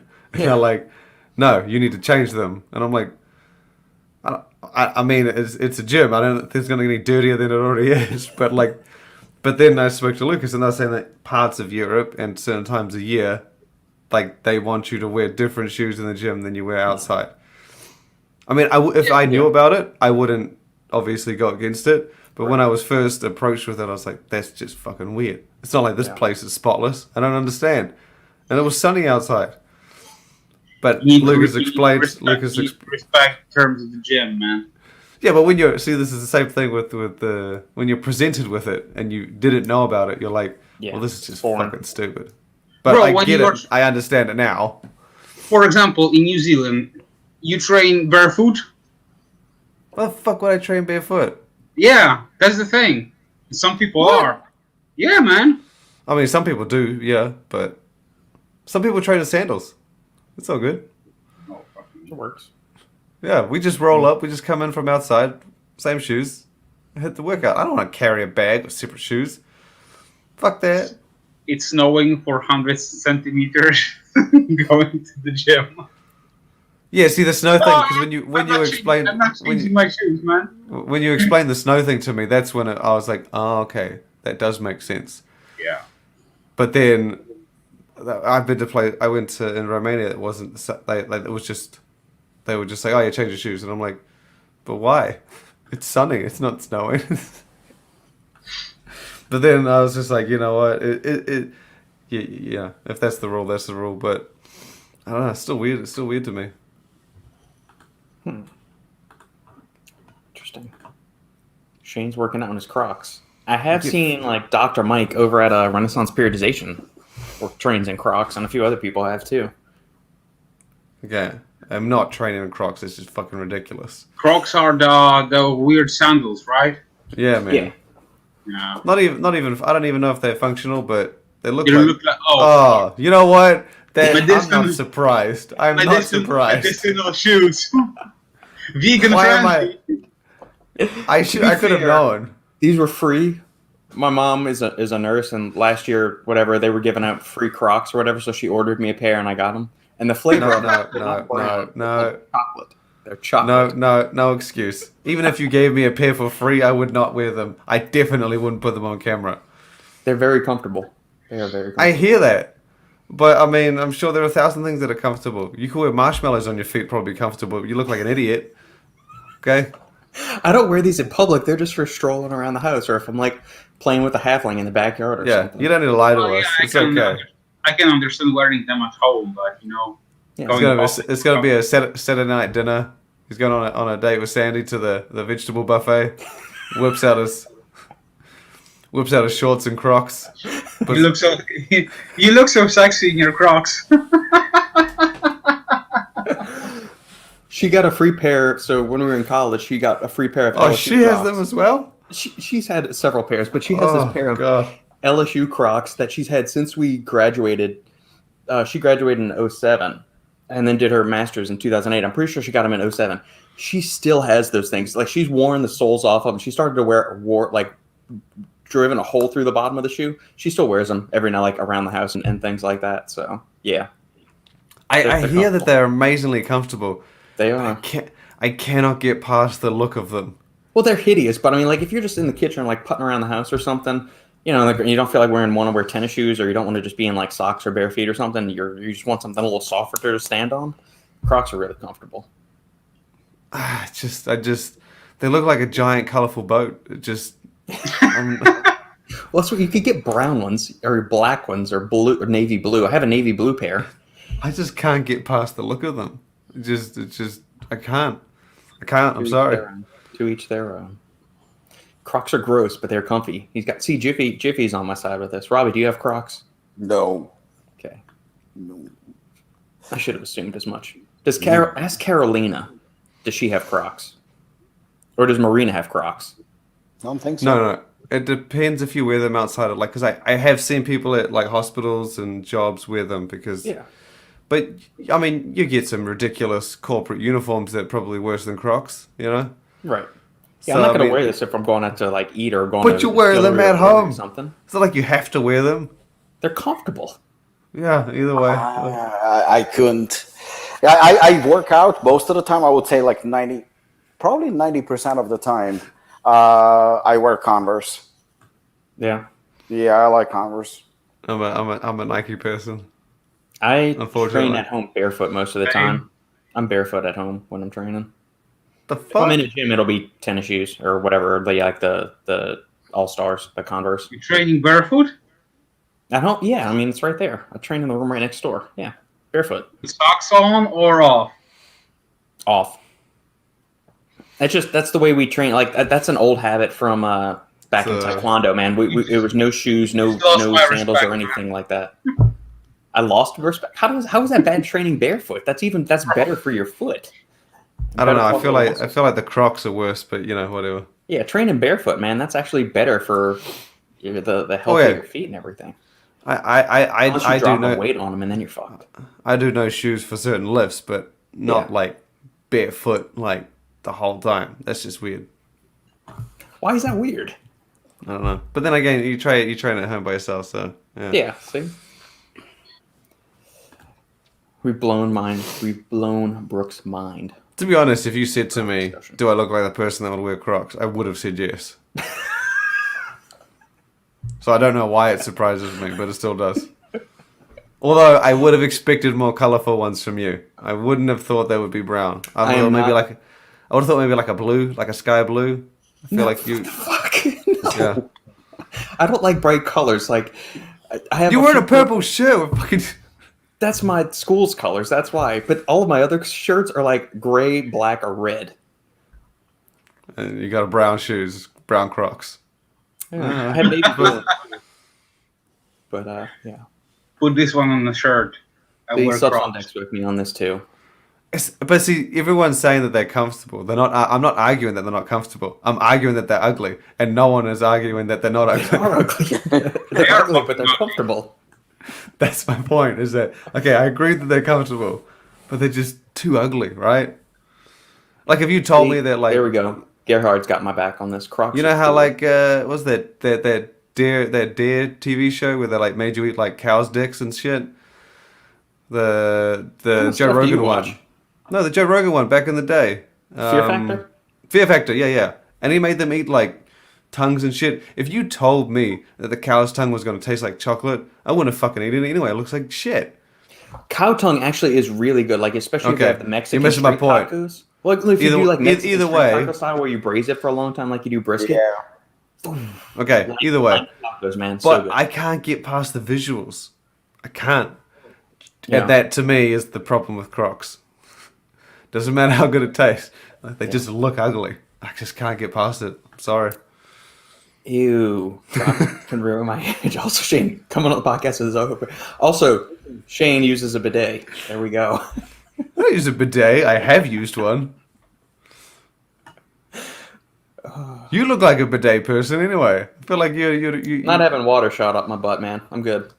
you don't shoot it up your butt. You spray it around. Do you have control of the nozzle to like aim, or is it just like It's like a hose. Is it fixed and it just goes? It's like hose. Well, the ones I've used were like, it was just, you're on the toilet and then there's like a little sort of hose and you just spray it around. Okay. Yeah. At the Dubai Muscle Show, that's where I was first forced, because all occasions where I was presented with both options, I didn't use the hose. Yeah. But in Dubai, if I recall correctly, there was, yeah. Okay. Interesting. It's kind of just what you had to do. Okay. Wheats. I made Robbie laugh over an Instagram message. Terminators are updating, it seems. It's an inside joke. Must be. Yeah. We're not cool enough to be invited into that conversation. Seriously, after wearing Crocs and talking about Crocs? I mean, you are way past that cool level. I fully embrace that I am not cool. I've never portrayed myself as being cool or part of the in crowd. I mean, by wearing Crocs, that's the kind of attitude I expected. No, I'm going back to like when I I was like a kid, I JoJo. never thought I was cool. I knew right where I was. I was the big-eyed nerdy guy. I like JoJo. He chugs his pre-workout 6 ounces, and he likes man. Converse. I don't know about long socks. That's No, the long socks hide if you have small calves. I know this because I have small calves. I never could have wore like the long socks. My calves are too big. Those extra material just cost too much. Bro, I just...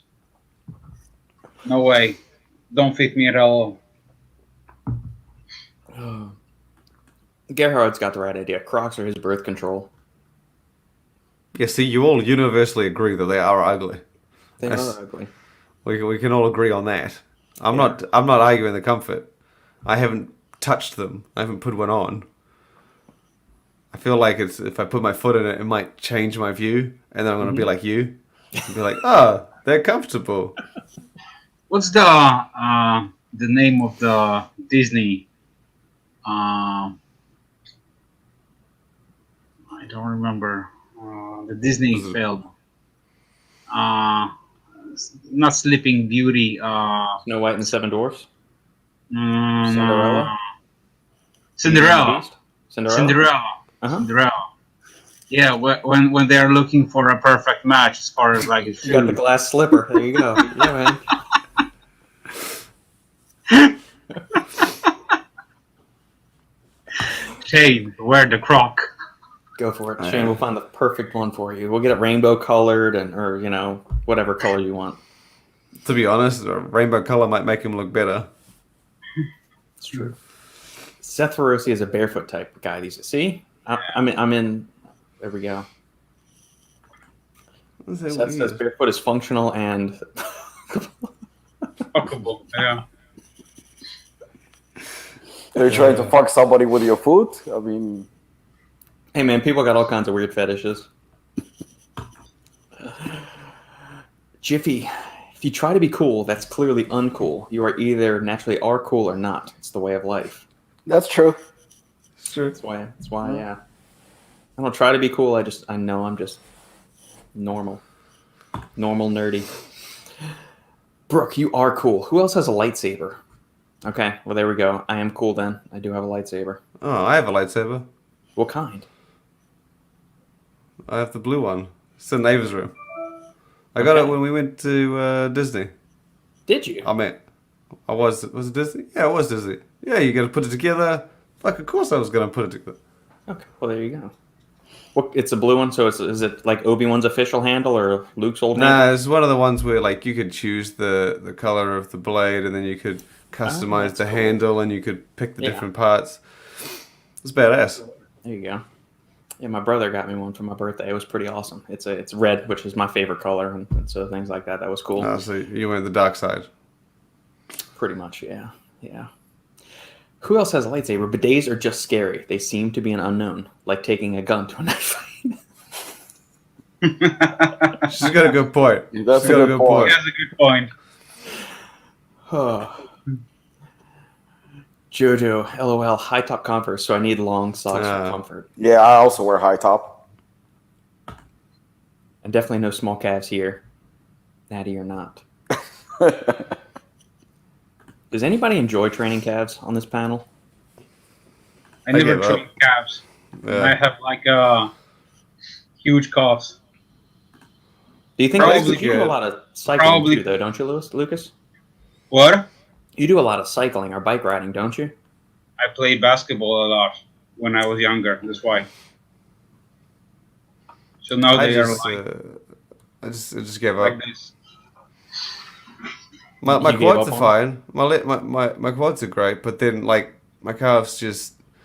And I remember I focused. I did them for 6 months straight. Someone said to me, "What you should do is if they're not growing on a calf because you're doing a calf day, hammer the shit out of them. Do them super heavy, super intense, like every day or every second day before you work out or do your other muscles." And I was like, "Okay, sweet. I'm gonna commit to this and do it for 4 months." I don't think they got an inch bigger. I think they got smaller. Maybe they got smaller. And I was like, you know what? Fuck this. And I remember watching must have been an interview with Johnny Jackson. And Johnny Jackson obviously wasn't not overly large calves. And the question came up, what about your calves? And he said, look, do you think that I wouldn't be trying to fucking fix these things if I could? And that motherfucker lifts like a house. Yeah. And he's a professional bodybuilder. I'm like, you know what? If that son of a bitch can't do it, then maybe I just can't do it either. So I was like, fuck this. Yeah. I'll just wear You pants. know what? But he made a good point, because I remember somebody was I was reading it in one of the magazines years ago, and they were criticizing Dennis Wolf because Dennis Wolf had everything was big: his shoulders, his back, chest, arms, quads, everything. But his calves were not that they were small; they were basically non-existent. They just Never had calves. Yeah, he never had them. So this fucking motherfucker writer, whoever wrote that article, he goes, Dennis definitely needs to step up and pay more attention to his calves, and he needs to train them. You stupid, stupid, stupid fuck. Do you really think he's not training his calves? It's not happening. You know, that's a very, very, very genetic body part. You either have it or you don't. And I trained my calves for fucking decades, and nothing happened. I mean, I don't have shitty calves, but I definitely don't have good calves. They're not my best body part. I would say like one of my worst body parts. Nothing happened. I remember talking to a friend of mine maybe 10 years ago, and he goes to me, "Why are you training them?" He says, "Nothing's going to happen anyway." He says, "So let it go." So I was like, good point. And I stopped training calves. I stopped training calves. I mean, I just don't see a point in it. However, once I started like getting ready more for like fights and fight training, and was doing more like jump rope and running and stuff like that, all of a sudden my calves started fucking growing. Yeah. But from a conventional lifting, nothing. No. You know, you can fucking, I remember these fucking experts, turn your toes inside, turns your toes outside, do high reps, go heavy. No matter what, if your calves are shit, they shit. Marina competed in bodybuilding. She never fucking trained calves, and her calves are the size of my head. They just huge. And her father, who never lifted weights in his life, he played soccer, but he never played. His calves are humongous. The guy is 70, and his calves are just huge, and they shred it. They shred it. He has like that split in the middle. They just like beautiful, like diamond-shaped calves. He never trained them in his entire life. It's a very genetic body part. That's mine, calves. Fuck you. Yeah. But if I could give one tip as far as the calves, weighted vest and walk. And Yeah, that's maybe walking, and that's running. basically, But lifting, not gonna do shit. Like, No. I mean, right now I'm back to lifting. I've been lifting for the past couple of months. I haven't done calves. I don't see a point. Yeah, Okay, I told my friends, just like weighted vest and just walk, and that's basically it. And after like 2 months, he grew a lot as far as calves. So yeah, it's all about the repetition, and the weight. That's basically it. Yeah. Jiffy, high top gang. Did y'all ever go through a high top phase? Like when we were kids, did y'all ever have like the little pump up shoes or anything like that? You know what I'm talking about? They had like the little pump thing on the tongue of the shoe, and then it had the Bro, little. I was too poor for that kind of shoes. Yeah, man. I was too poor, and we lived in like what the bottom of the fucking planet. So, I mean, there weren't planes back then, so yeah, We did- nothing ever No. came to New Zealand. With all seriousness, we didn't have those kind of shoes. I here heard of it. in Poland. Yeah. Yeah. I'd heard of it, but I'd seen it on like TV. But I was just like, I remember seeing it in movies. Maybe wasn't it? Was it like Mike that had the? Yeah. There were a couple of Yeah. movies that had it in there. I was just like, I just thought they were movie shoes. Didn't know they were real. In Spike Lee movie, I believe there was like. They were, I mean, they were there cool was a probably scene. when It we was were like pumping. between like 9 and 12, I think. I think that's when they like really were popular. Yeah. I got one of the off-brand ones. Like they had like the Nike Jordan ones or whatever, Reebok, whatever people first came out with it. And then we got the off-brand one because my parents were like, I'm not spending $80 or $100 on a pair of tennis shoes. That wasn't happening. Is tennis shoes what you call like I don't know, like Sneakers, cross like trainers. sports Sneakers. shoes? Yeah, Huh. yeah. Tennis I shoes. just thought maybe you were a tennis player or something. No, well, that's the way. That's the word. The way I heard it growing up is you call them tennis shoes, but I mean they're cross trainers. Federer. Yeah, I just thought it was weird. That's so odd. I was like, it wasn't until you mentioned it like the fifth time, and I'm like, it didn't look like a tennis player. What the Maybe hell it's is he just talking about.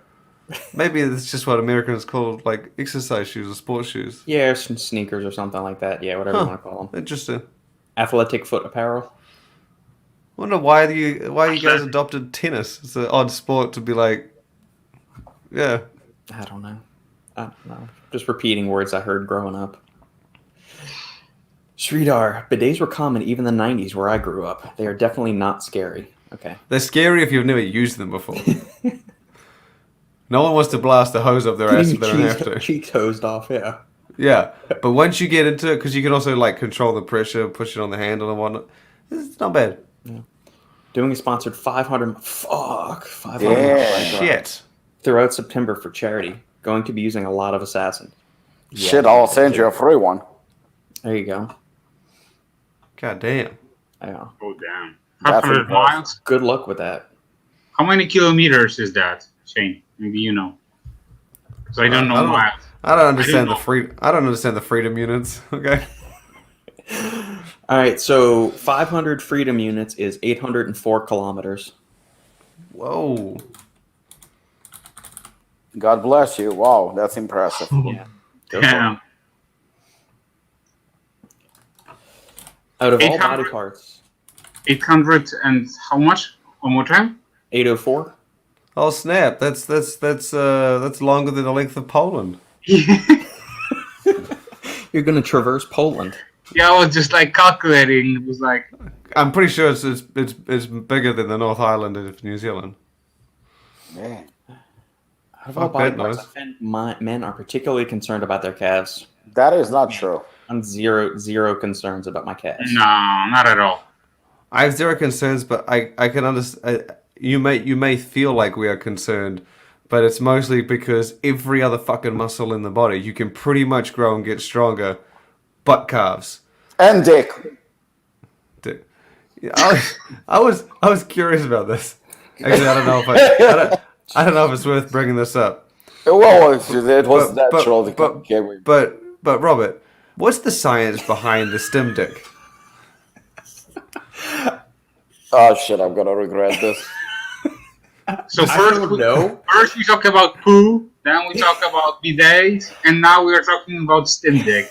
It's all accidental. I was just, Hello. We just And it is a stumbled. cop thing. We stumbled on a dick. yeah. I've never had that issue, so I don't really know what the science of it is. No, like it noticeably shrinks after having a high stem pre. I feel like most people, this is very common. I remember DMAA was probably the worst one. It happened. Yeah.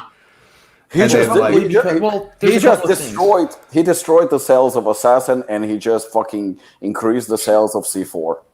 You motherfucker. The conversation came up because I said to my wife, I was just like, to be honest, if you were to pick a time of day where you were going to temporarily have a small penis, during the workout would be it, because you're not going to want to use it. Right. I was like, so it's not that bad. And I was trying to explain to her, I was like, imagine if your titty shrunk while you worked out, right?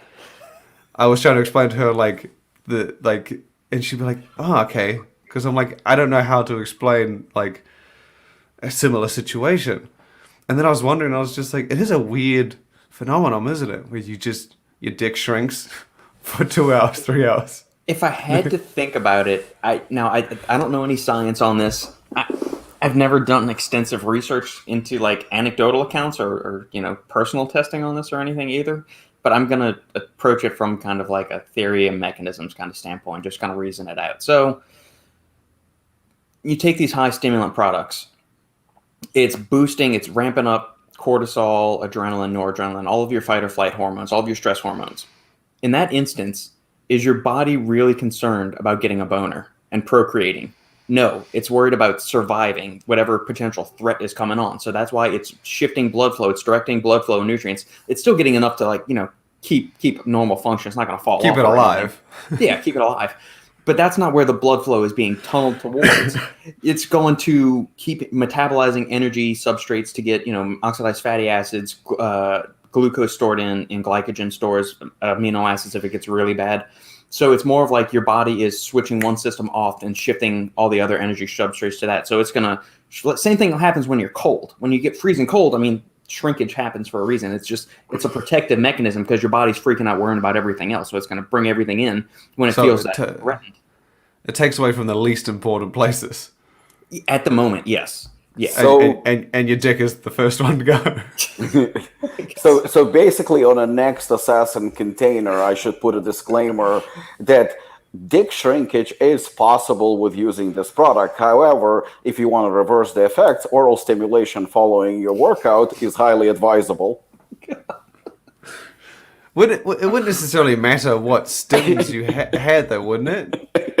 I think it does because certain ones have a vasoconstrictive and a hypertensive effect, so it raises blood pressure and shrinks, reduces blood flow. So it's shutting off blood flow to that area. Let's say if it was someone who hadn't had stims before and then they just threw down 400 milligrams of caffeine, would they have the same effect as someone who had stims and then threw down like a super high intense pre-workout?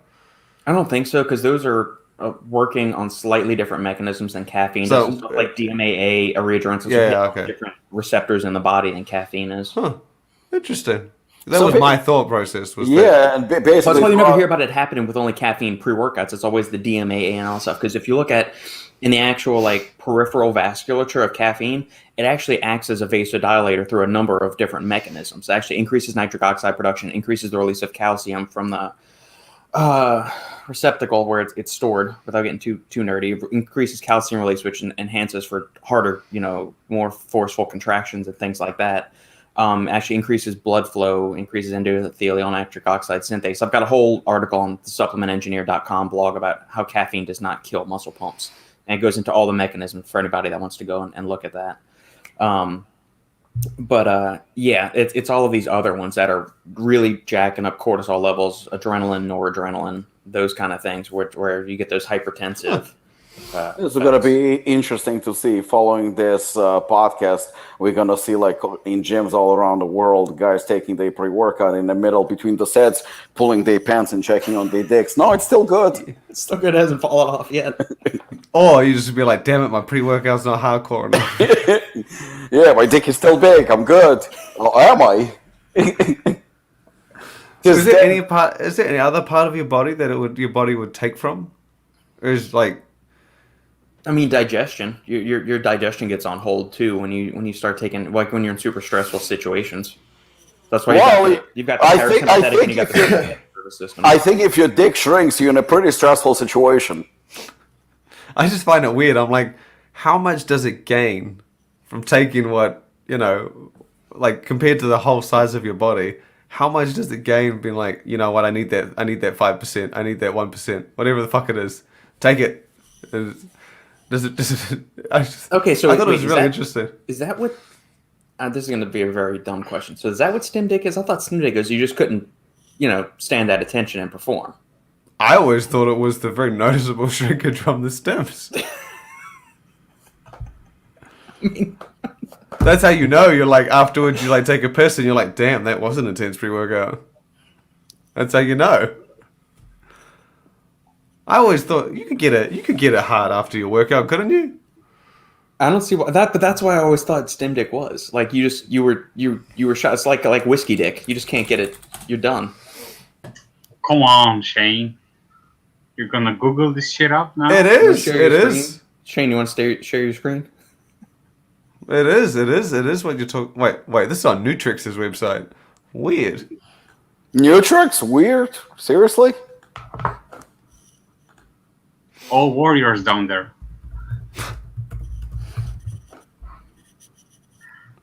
Oh no, see, and then there's another comment on someone else's website saying stem dick. I have a 3-year-old penis.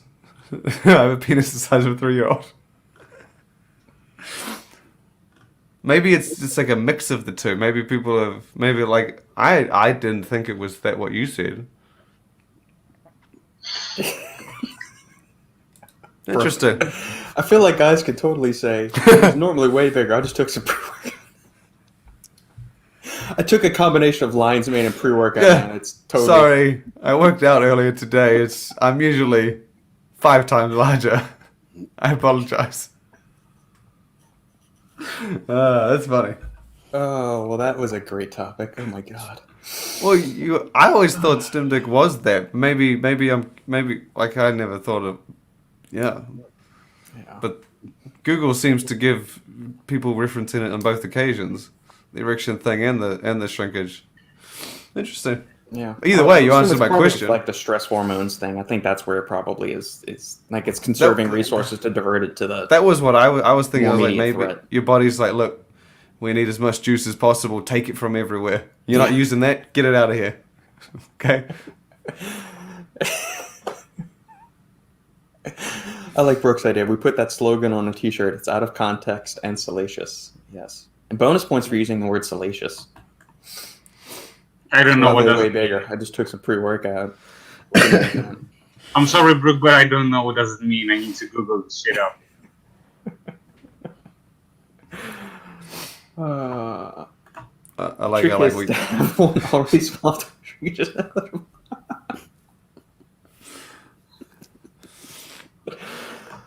Oh, wait, that's hilarious. There might be some people out there that are just completely confused right now. Probably And so. what the fuck is he talking about? I've heard DMA all the time. Well, now the whole meaning of the final scoop just, makes completely different thing. No, we just answered a question that I'm pretty sure scientifically has probably not been answered before. Breaking barriers and changing lives. For good reason. But, just make the headline or the caption just like, why is my dick so small after taking jacked? There you go. Done. I've never been happier that I don't suffer from such issues. You see, I was trying to explain it to my wife, and I don't think she's like, why does it matter? You're not using it. I'm like, it's hard to explain. But that's what I was saying. I was like, imagine if your titty shrunk, like while you worked out. I think in certain exercises that may actually be beneficial for women. Like doing a chest supported row. That's 'cause, exactly Sandy what hates doing a that's chest exactly supported what she row said. because it's She said the uncomfortable. She said the exact same thing. Yeah. So I'm thinking like in those where you're in a prone position, it might be actually a benefit. Yeah. I don't know. Either way, it's a very interesting story. Very interesting topic. I gotta say, we are changing lives with this. We are. Yeah, look, Game-changing. Nutrix talked about stem dick on their website, so I mean, it's not like it's wrong. There you go. It's smart. Very true. Very true.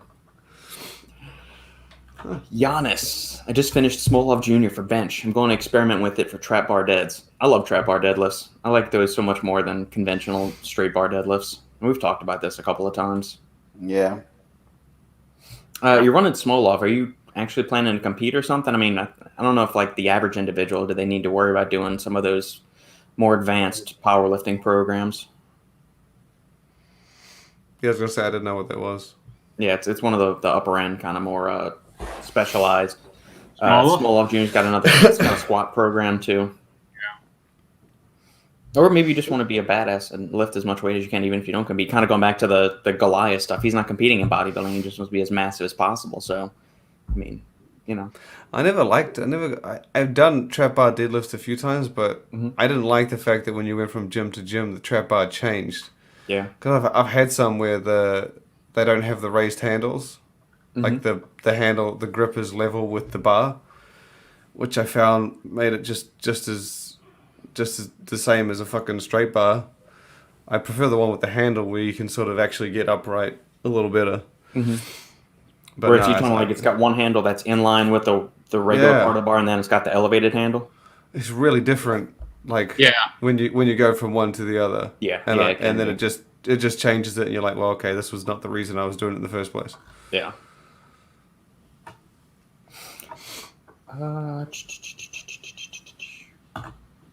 As a hiker who had Achilles injuries, calf training is important. I neglected them for a long time.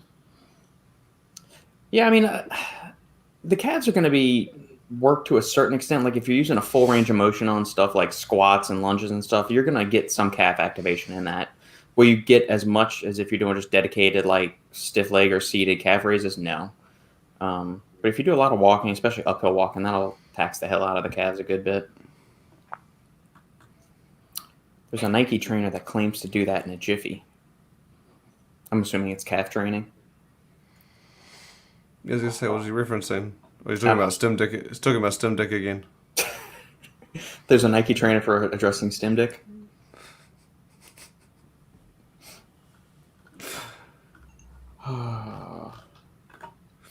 Jiffy. Robbie is right. Just tried the Freedom Flavor America Energy. Not my favorite. I liked the Freedom one. I did too. I liked it more than the previous Freedom. But I also like Robert. I like the Daytona and Victory. Victory, yeah. Yeah. Those were badass. I wasn't a big fan of the County Fair and is it Fruit Punch, whatever the other one is. Yeah, I didn't try those. It was good. I mean, it's a solid fruit punch. I just think there's I mean, Victory is the best for me. The Rocket Pop one is really good too. They're all good. It's just kind of what are you in the mood for that day? What are your own personal preferences and predilections about things like that? So, all right, this will be the last call for questions. And while we're giving you guys a few minutes to do that, thank you all for tuning in. If you like what we're doing here, make sure to like, comment, subscribe, share the videos with family, friends, and loved ones. If you're in the mood for some supplements, well-dosed supplements that are transparently dosed, feel free to use the code FINALSCOOP and save 15% on all Apollon nutrition products. Thoughts on Kabuki Strength lifting equipment? Yeah, that's a good one. Kabuki Strength is awesome. Top-notch, high-quality stuff. Chris Duffin is a wizard. Super strong. Very good. His supplement line is also top-notch, too. But there is one big minus. Fucking expensive. Very well. I mean, it's like rogue stuff. It's super expensive. But at the same time, you're paying for a quality, right? So absolutely, yeah. We talked about supplements and how much you're paying for, and this is exactly the same thing when it comes to like equipment. Yeah. If you want a Cadillac, you need to pay extra for it. So yeah. Agreed.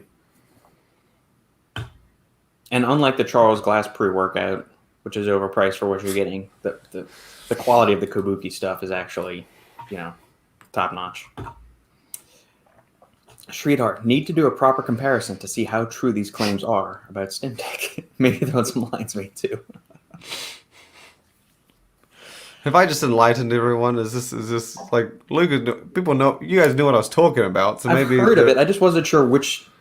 It's like the angle you brought up was something I had never considered. Yeah, like I said, I like something like whiskey dick, to where it's like you drink too much whiskey and you just can't, perform later. I never heard about that. But like I said, Google says that's one of the meanings. Yeah, that's like a fucking now. That is a problem. That is a problem to be concerned about if you.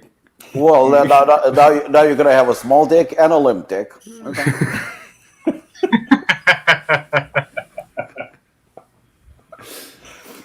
But back to Brooks' excuse is it could work on both occasions. Be like, sorry, look, I had pre-workout today. I cannot perform, and it does look like a 3-year-old penis. I apologize. but the excuse covers both. Watch. Maybe if we add to it saying I took a cold shower after I was You training. know what? It was so hot, You know. just all happened. You remember the movie Field of Dreams? If you build it, you remember? So I remember when I was in South Africa, when I was in college, this guy got into a huge argument with a girl in college, and they were like insulting each other, and they were fighting and arguing. It was actually pretty entertaining. And obviously, it got sexual, so he called her ugly, and she says, "Well, you probably have a very, very small penis." And he goes, "Well, if you suck it, it will grow."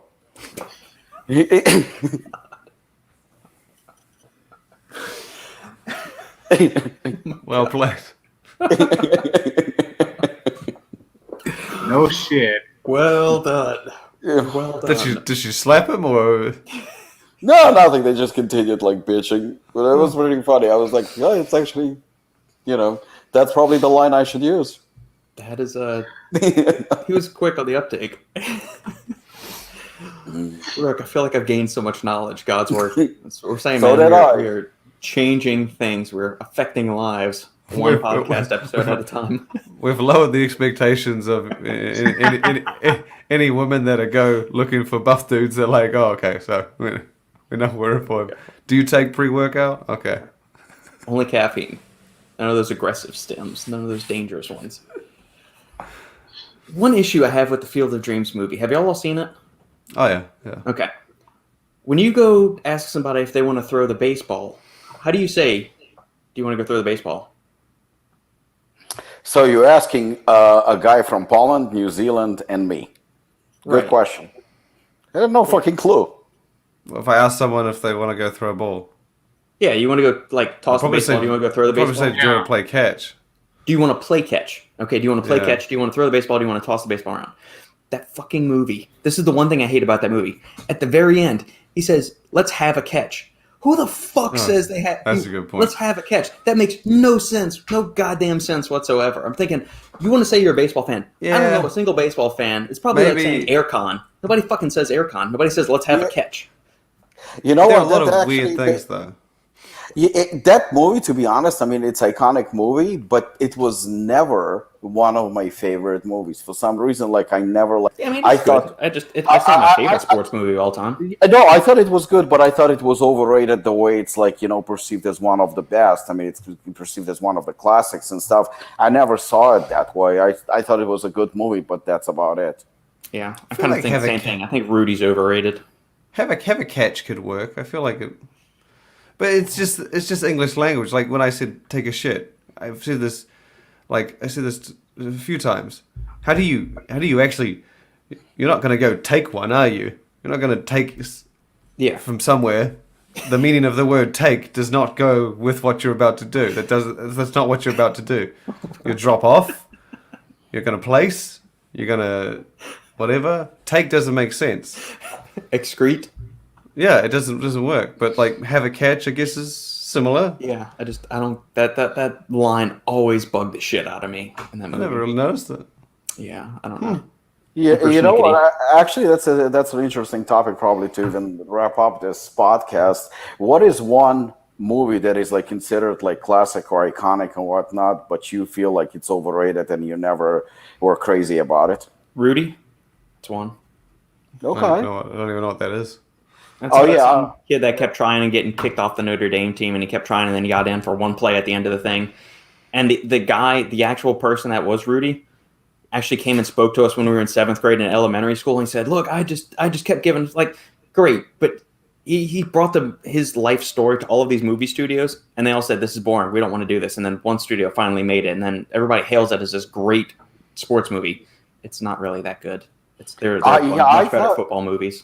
Yeah, I thought it was overrated too, and I thought it was actually, and I remember saying it out loud, and I almost got murdered for it. I thought it was boring. Yeah, Well, it was a boring movie. I didn't think that it was that exciting. yeah. Lucas, what about you? I know you're not big into movies, but still, is there anything that everybody loves, but you thought it was no big deal? Lassie.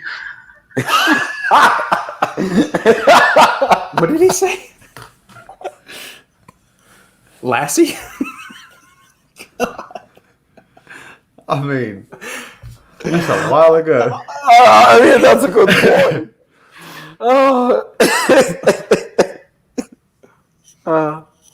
Shawshank's a good. See, I think Shawshank is a good movie. If you don't, if you think I it's love- overrated, that's fair. I think it's a great movie. I think it's a great movie. I think it's good. I haven't. Shawshank is okay. I don't know. All the movies that people have said are great, I haven't seen one where I'm just like, this is a pile of dog shit.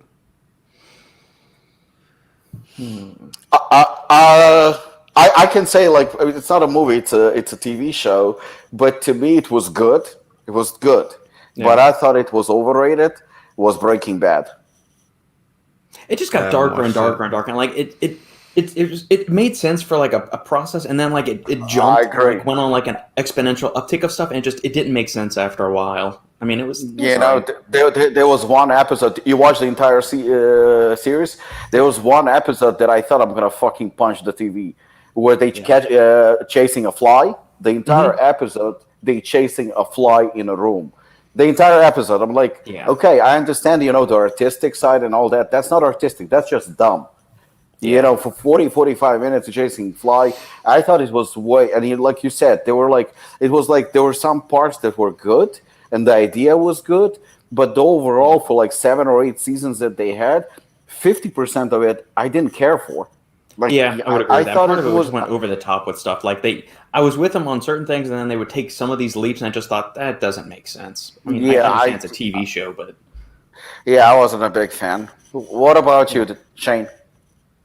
I'm trying to think. I can't think of anything that was meant to suck. I mean, it was meant to be great that I thought was absolute trash. Yeah, nothing comes to mind. You know what? I've never seen Rudy, but Yeah, I mean, like, I agree with Robert wholeheartedly. I just didn't think it was a great movie. But you know what? There were 2 movies that everybody trashed, and I was actually okay with them. Even to a point where I liked them. I didn't mind Godfather 3. I don't think it was great. I think Sofia Coppola, she sucked. Yeah, Yeah. I mean, she really sucked. it's But the decent, movie but it's was not as good as the first decent. two. Yeah, absolutely. But other than her, I thought it was a decent movie. And a lot of people are shitting on Rocky 5. I actually liked Rocky 5. I don't know why, but I actually did like it. I mean, I Well, like that- Rocky that was 5 already- more than I like Creed or Creed 2. doesn't worry, fall in the street, eh? Yeah. Yeah.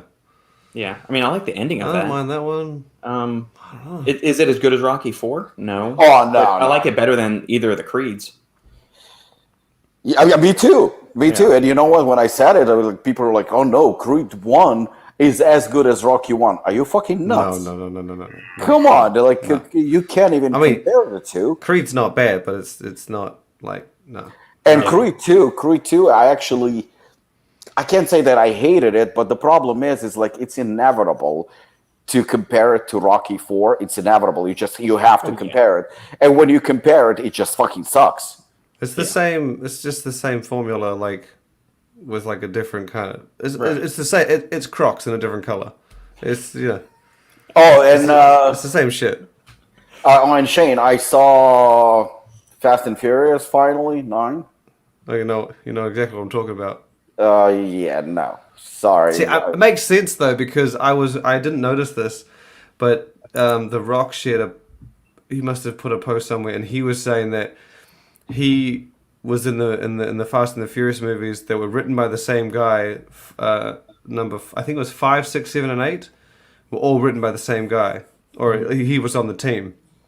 He was not on the team for number 9, and that makes a lot of sense because it is drastically ridiculous compared to the other one. The other ones are pretty bad, but they walked a line. Number 9, that thing got out of hand. It was like, yeah, I agree. it was like, hey, what were the best things we did in the other movies? Let's times it by 3. It's like, that might be too much. No. It'll be just enough. And someone never sat no one in the movie was just like, look, maybe we shouldn't do this. And someone should have been saying that at least 5 occasions. Well, John Cena was fucking jacked. Yeah, no. He was pretty good. I mean, like, it's just they went way too far to a point. And I know, like, saying Fast and Furious went too far maybe is ridiculous, but not in this case. yeah, they went- This was just not. It was not enjoyable. Speaking of John Cena, did you guys saw the newest Suicide Squad? Yeah, man, it was badass. I've not seen it. I haven't Awesome. seen any I've DC movies. I'm John actually, Cena was the fucking beast. I'm actually about to watch it after we're done. Awesome. Just Yeah, awesome. I've heard good It's- things, even from people that are like have been shitting on a lot of the superhero stuff because It's they're pretty doing all the woke it's bullshit on pretty- superhero movies it's now and pretty everything. great. But Is you it- this know, was. This Is was it true good. that Sylvester Stallone's in it too? Yeah, Yeah, he does the voice of the shark. he's Okay. a shark. They did. There were a couple cameos if you can spot them in there Okay. from Guardians of the Galaxy guys, but it's just really good because at every point where you think the story is gonna go that usual romantic drama, he's just like, nah, it's gonna go this way, and you're just like, you know what, this is good because you don't see fucking half of it coming. it's super funny. Well, yeah, that's what I've Yeah. heard. Like the movie is it's like just mindless action movie. Like they're not trying to preach anything to you or push an agenda or anything. Like it's just getting back to what movies were, which is just making something that's fucking entertaining for people. So Yeah, that's what but- makes me want to It try. You know it. what? takes you. Many people shitted on the first version of the Yeah, first, first yeah. one you know, was- the first Suicide Squad. Yeah. To be honest, I didn't mind it because I knew from the start it wouldn't be like the film that will change my life or anything Right, yeah. like that, you know. But I saw it and I was like, yeah, okay, It wasn't all right. bad. Good enough. I It mean, wasn't it bad. was- Oh, yeah, that it was that was my conclusion after watching the first one. But He after didn't seeing walk out. Yeah, but after seeing this one, the new one, Oh yeah, oh yeah, it's good. It's really good. And John Alright, Cena I'll when he have to did check the that out. the underwear scene, it was fucking. I was reading a story because one of the co-stars had worked out for like months apparently to get in shape, Mhm. and then John Cena rolls up in his underwear, and I was like, "Fucking hell, that dude is huge." yeah, he's huge. Good he stuff. gained he gained some quality mass. I always find it hard to tell because I don't know if he's gained anything or you've just put him Bro. beside 6 or 7 starving actors, and it's like. No man, Because he's always been large, and there's no way he's larger now than he was in his late 20s. But like, Right. I feel I, like th- I think he carries a little bit more muscle maturity now. yeah, I no, mean, he's yeah. definitely like more dense and like harder and tighter. Yeah. I think that's you'll see him in the movie, but I feel like a lot of it's just because the camera's playing into his size, and he's surrounded by normal people. Yeah. Like I mean, he's big. Don't get me wrong, he's fucking huge, yeah. and it's crazy. And he obviously did it specifically for the movie, but yeah, man, it was badass. Yeah. All right, gents. I gotta hop off and get rolling. We thank you all for tuning in. Leave a comment below. Make sure to like, comment, subscribe if you listen to this on iTunes, Stitcher, Podbean, or any other podcast cruising platform. Give us a thumbs up, 5-star review. That helps us climb up in the almighty algorithm that dictates anything and everything. almighty to which we are algorithms. exposed. Yes. There you go. And thank you all, my friends. We'll do this again next week. Have a good one. See you next week. See ya.